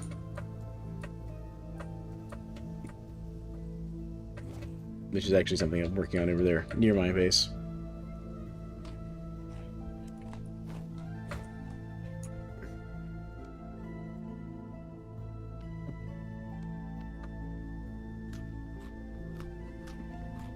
Alright.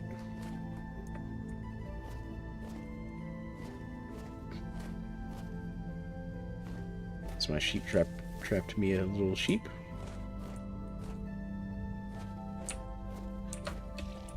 No, not yet. Okay. Well, I'll just give that a day.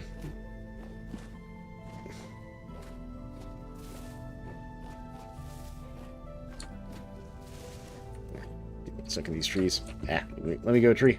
Oh, goodness.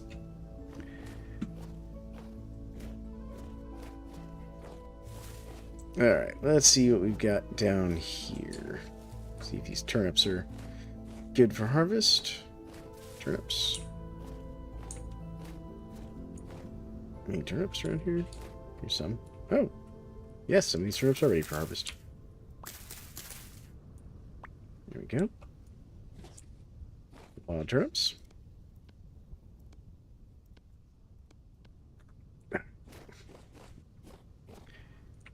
What's this over here? That is spelt and poor magnetite. Okay, so that was a place I was checking for iron before.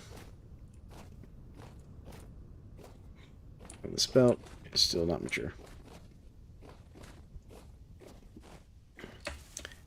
Oh, that sheep startled me. I thought I encountered a wolf for a second. Make sure that sheep's not chasing you. Those sheep will chase you for a long ways too, by the way. They decide they're going to fight you.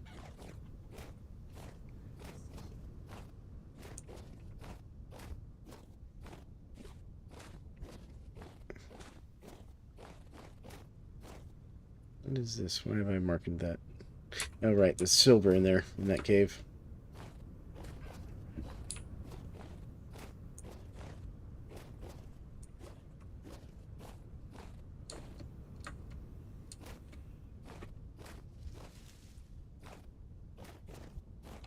Can I go the right way? Okay, yeah, I am. Like, wait a minute. It feels like I've gotten off course a little bit. There's the house. Go drop off the food I picked up, and then we'll go do some prospecting. While we give the sheep a day or two to decide if it's going in my cage. We don't want to let it sit too long, because once it's in the cage, it'll only last for 24 hours, and the baby animal will die after that point. Do y'all hatch the eggs yet? No. These dang chickens.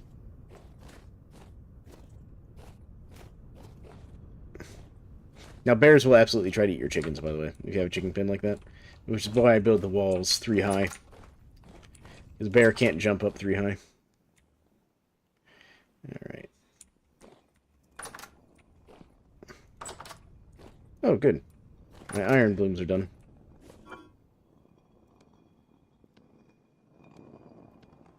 There we go.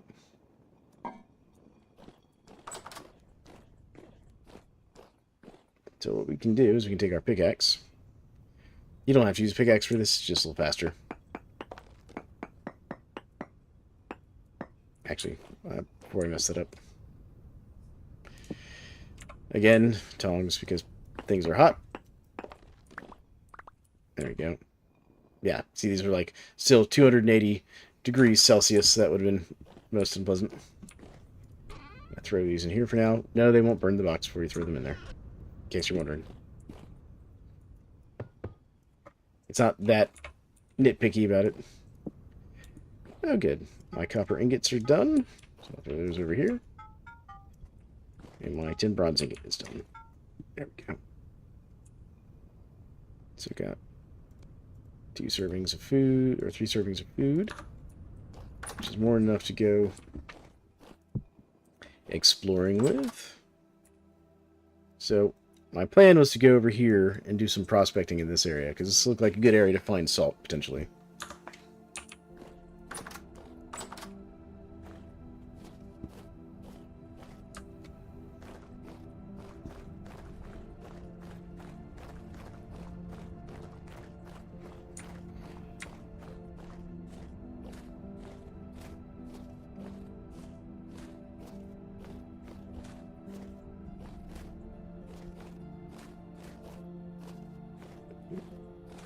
Flax is getting there. What about this flax over here? Last time I checked it, it was actually pretty close to being done.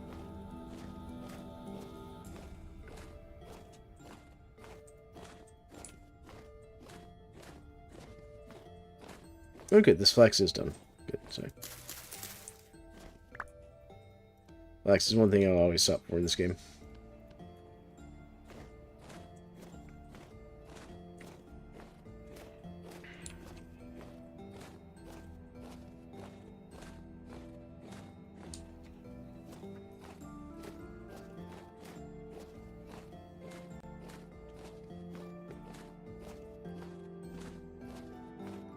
Is this done finally?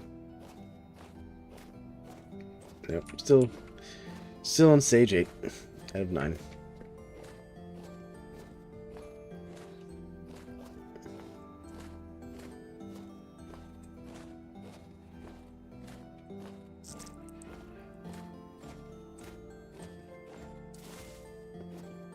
Alright. Our boat should be right up here. There's our boat.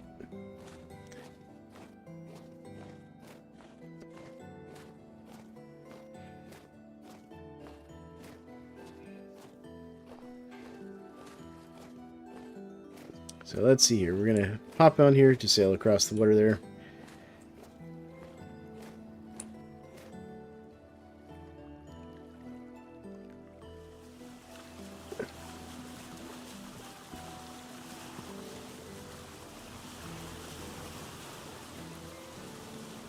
I think we'll start right in here for prospecting.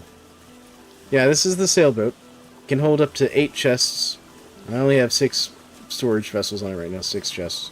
Mostly because I was trying to get a tamed elk earlier, which I messed that up. Because I didn't take enough money or supplies with me to buy said tamed elk. And you need 2 spots open to tie off your tamed elk once you buy one or get one.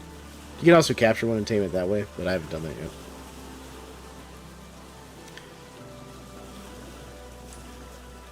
But yeah, there's also like a little raft you can build before you make this sailboat.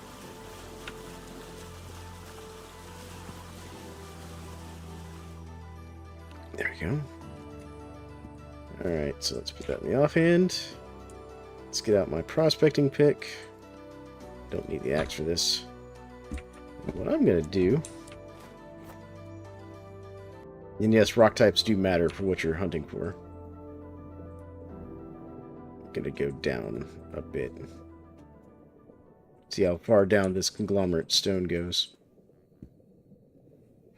Okay, so this is sitting on top of a bauxite layer.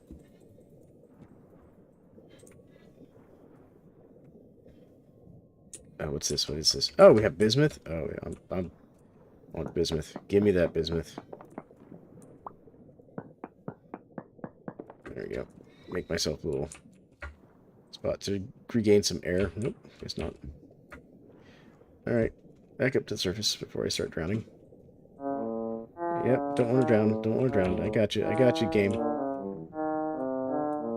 Sorry about the noise. There we go. Oh, okay. Alright. Yeah, that's how your character talks in the game, by the way. But nice. Got some bismuth. Okay. So let's go ahead and do our little pro pick here sample. So what we'll do is we'll do that one. We'll come over here and do this one.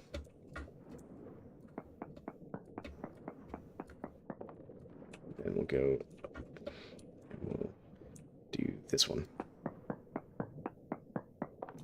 Okay. Alright, so we've got bismuth, which we kind of figured that out. Native copper, very poor. Sulfurite, very poor. So not very good readings here. Alright, so let's go in a little bit. And this is what the merchants look like, by the way. So, you know, if you played Minecraft, you know they're villagers. And this, you have, like, little traders kind of spread around that you can talk to. Oh, God. Lower that volume a little bit for you so you don't have to listen to that tooting. Alright, and this is what he'll buy and sell. So you can sell him this stuff, and he'll buy these, or he'll sell these things, and he'll buy these things. There you go. And each merchant has a different type.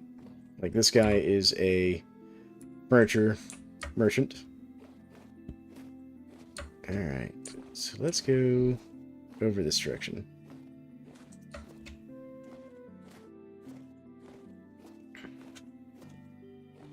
Yeah, I was hoping to get a good halite reading here, because this conglomerate stone is a type of sedimentary rock that you can tend to find halite, which is rock salt, in.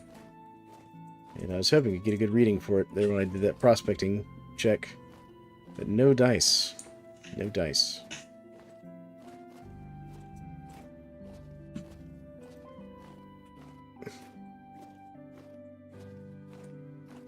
Alright, let's see here. What is that over there? Oh, this is one of the new treasure hunter merchant outposts. Nice. I haven't gotten to see one of these before in play.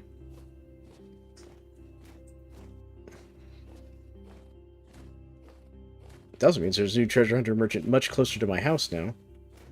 Oh, and Spry Guy, since I'm talking about the game, you see that little blue gear at the bottom of my screen there, kind of above my hotbar, in between my health and food bars?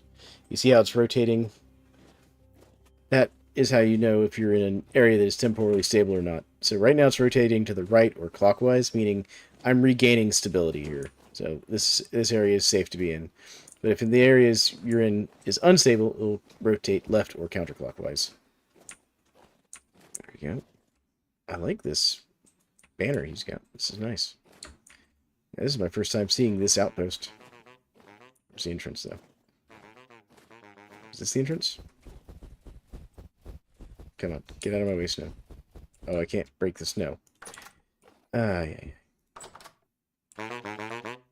Oh my god. Yeah, I hear you. I hear you, bud.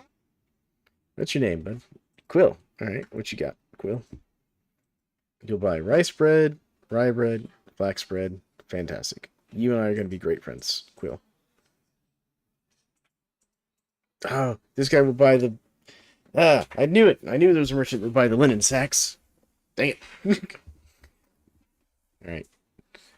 Wait, there's a sailboat. Hold on.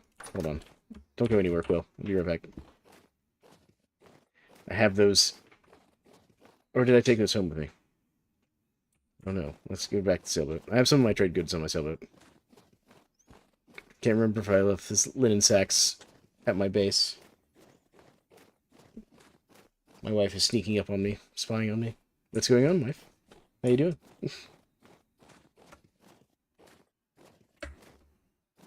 You can use your words, dear.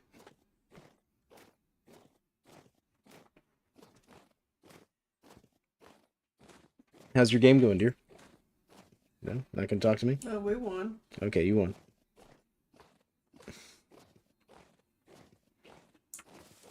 Alright.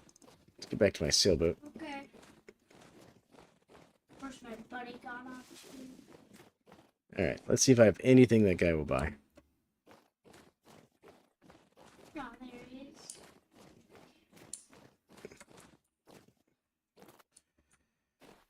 Alright. Nope. Ah, yes, I do. I have my linen sacks. Sweet. Oh, gotta add some seeds in here. I'll throw these flax seeds in there. Down here, nothing. This one? I think I'll buy these ore blasting bombs. I have to think about that. Okay. Well, I have two of the things to buy. Nope, I have more. There we go. Beautiful. Alright. Let's go make some money.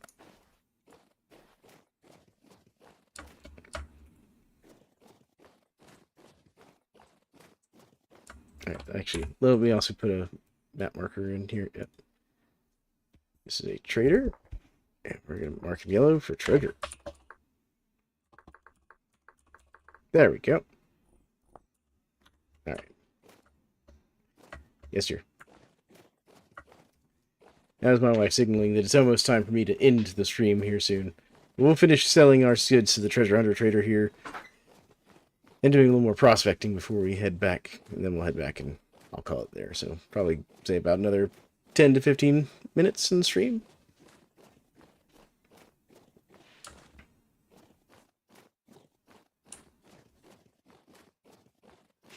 Yeah, I don't need this in my hand anymore. Don't need these rocks. There we go. Clearing out my inventory a little bit.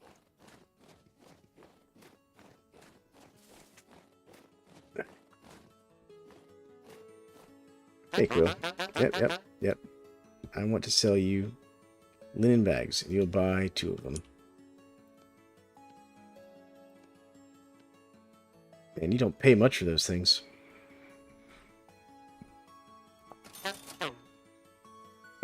He gave me 2 rusty gears. They use rusty gears as the currency in this game. Alright. That's 2 more of my linen sacks repurposed into something more useful.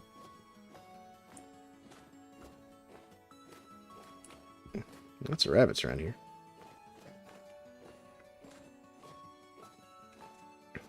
Gonna go check out this hillside up here real quick.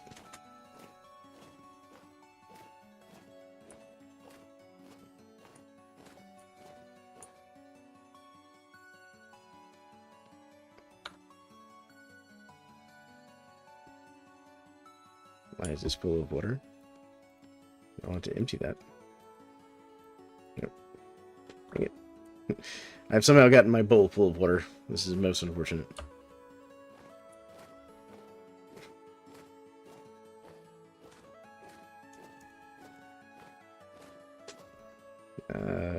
Control. There we go. Alright. Control, right click, got it emptied.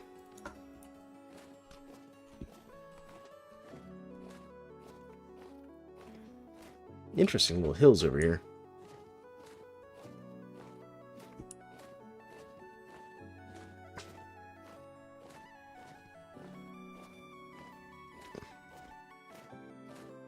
Fertility soil.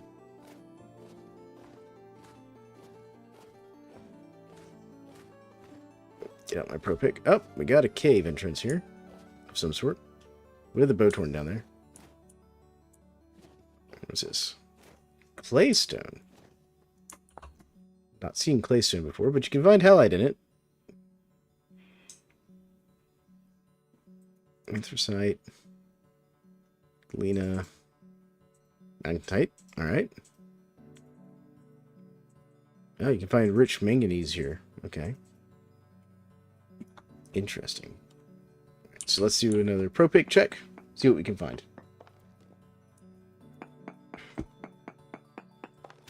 Okay, that one wasn't far enough away from the first one. That one. Come on.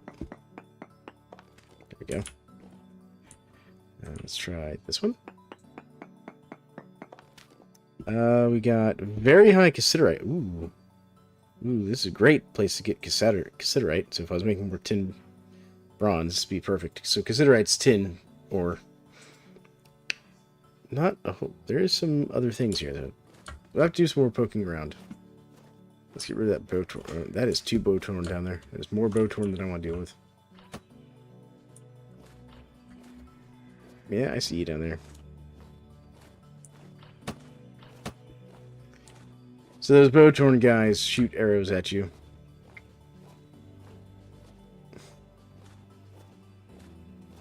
What's this cave? Can we get down in this cave? Yes, we can. This looks like this goes behind those bowtorn guys. This cave might be worth exploring. I had a good way in and out. Well, we can make one.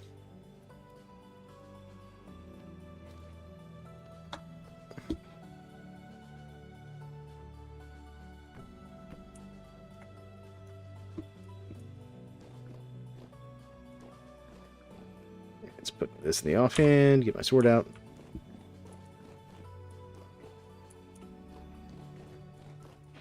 Alright, that drops down.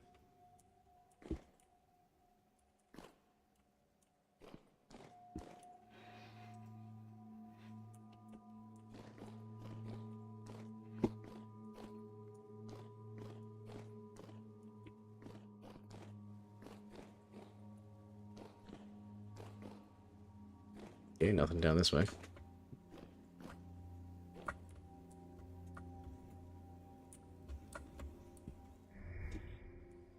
Oh, that was creepy sounding. I heard it. Actually, what I'm going to do is I'm going to do a node search real quick. So this node search is how you detect to see if there's any ores within a certain range of yourself. No ores nearby right here, so. I would have stopped and mined some cassiterite if there's some cassiterite right there. Let's go over this way. Nothing over here.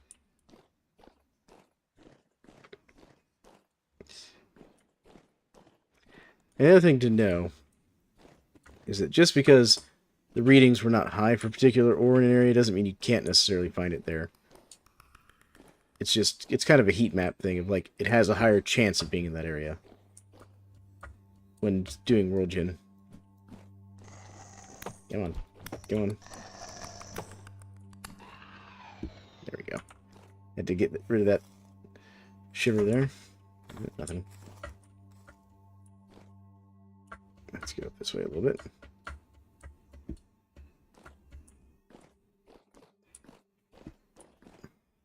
Well, got a rusty gear here. Alright, so let's go.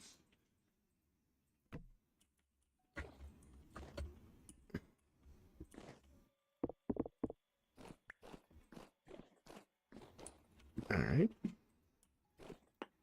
Check and see if there's anything down here. Nothing. Alright. What about over here? I'm surprised I haven't found a ruin down here. Normally when you see like a rusty gear like that laying on the ground, it's usually indicative that there's a ruin in the cave somewhere.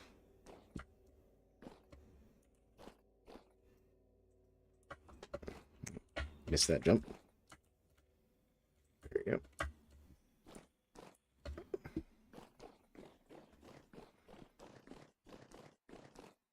I've got another one of these shivers.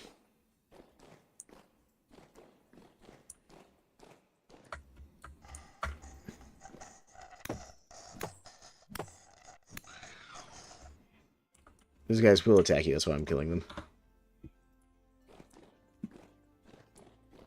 That they are a source of different types of loot and stuff.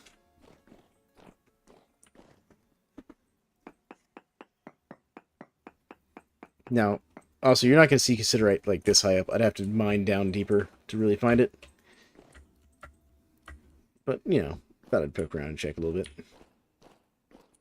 Alright, let's go find my exit. Put in my ladders. Okay, so I was right. This is the same cave I saw those Botorn in. They were, what, over here? I saw them originally. Anyways.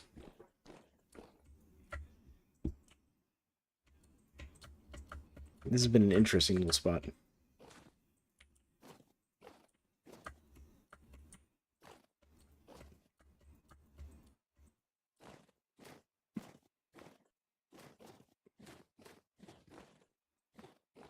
Alright, well, I think we're going to head back to base and probably call the stream there. Didn't really do a whole lot, per se, in this stream. I mean, we've learned the location of the Lazarette, which is going to be a nice long journey way over here. So that'll probably be a nice long sail, and we'll probably do that in my next recorded episode. We'll start journeying that way after I fix up my chainmail and maybe make the rest of my chainmail so I have a full set. And then we also need to start trading with these merchants over here. What do we have here? Rye. What's rye? And then once we do that, once we get to the Lazarette, we can go on to the next part of the story after we complete it. And the Lazarette's just a little dungeon POI type thing where you go and explore around, and there's lots of loot and treasure and stuff to be had. I've never been to it myself in game, but I've seen other people run it. So, I want to thank you all for joining me. This has been Thalen Rickrom. This has been my vanilla vintage story playthrough. I hope you all enjoyed. And thank you all for stopping by and seeing what I was up to. And I'll catch you in the next one. But I am going to go ahead and finish getting myself back home. But I'm going to stop here as far as the stream goes. And you all have a great one. And we'll see you soon.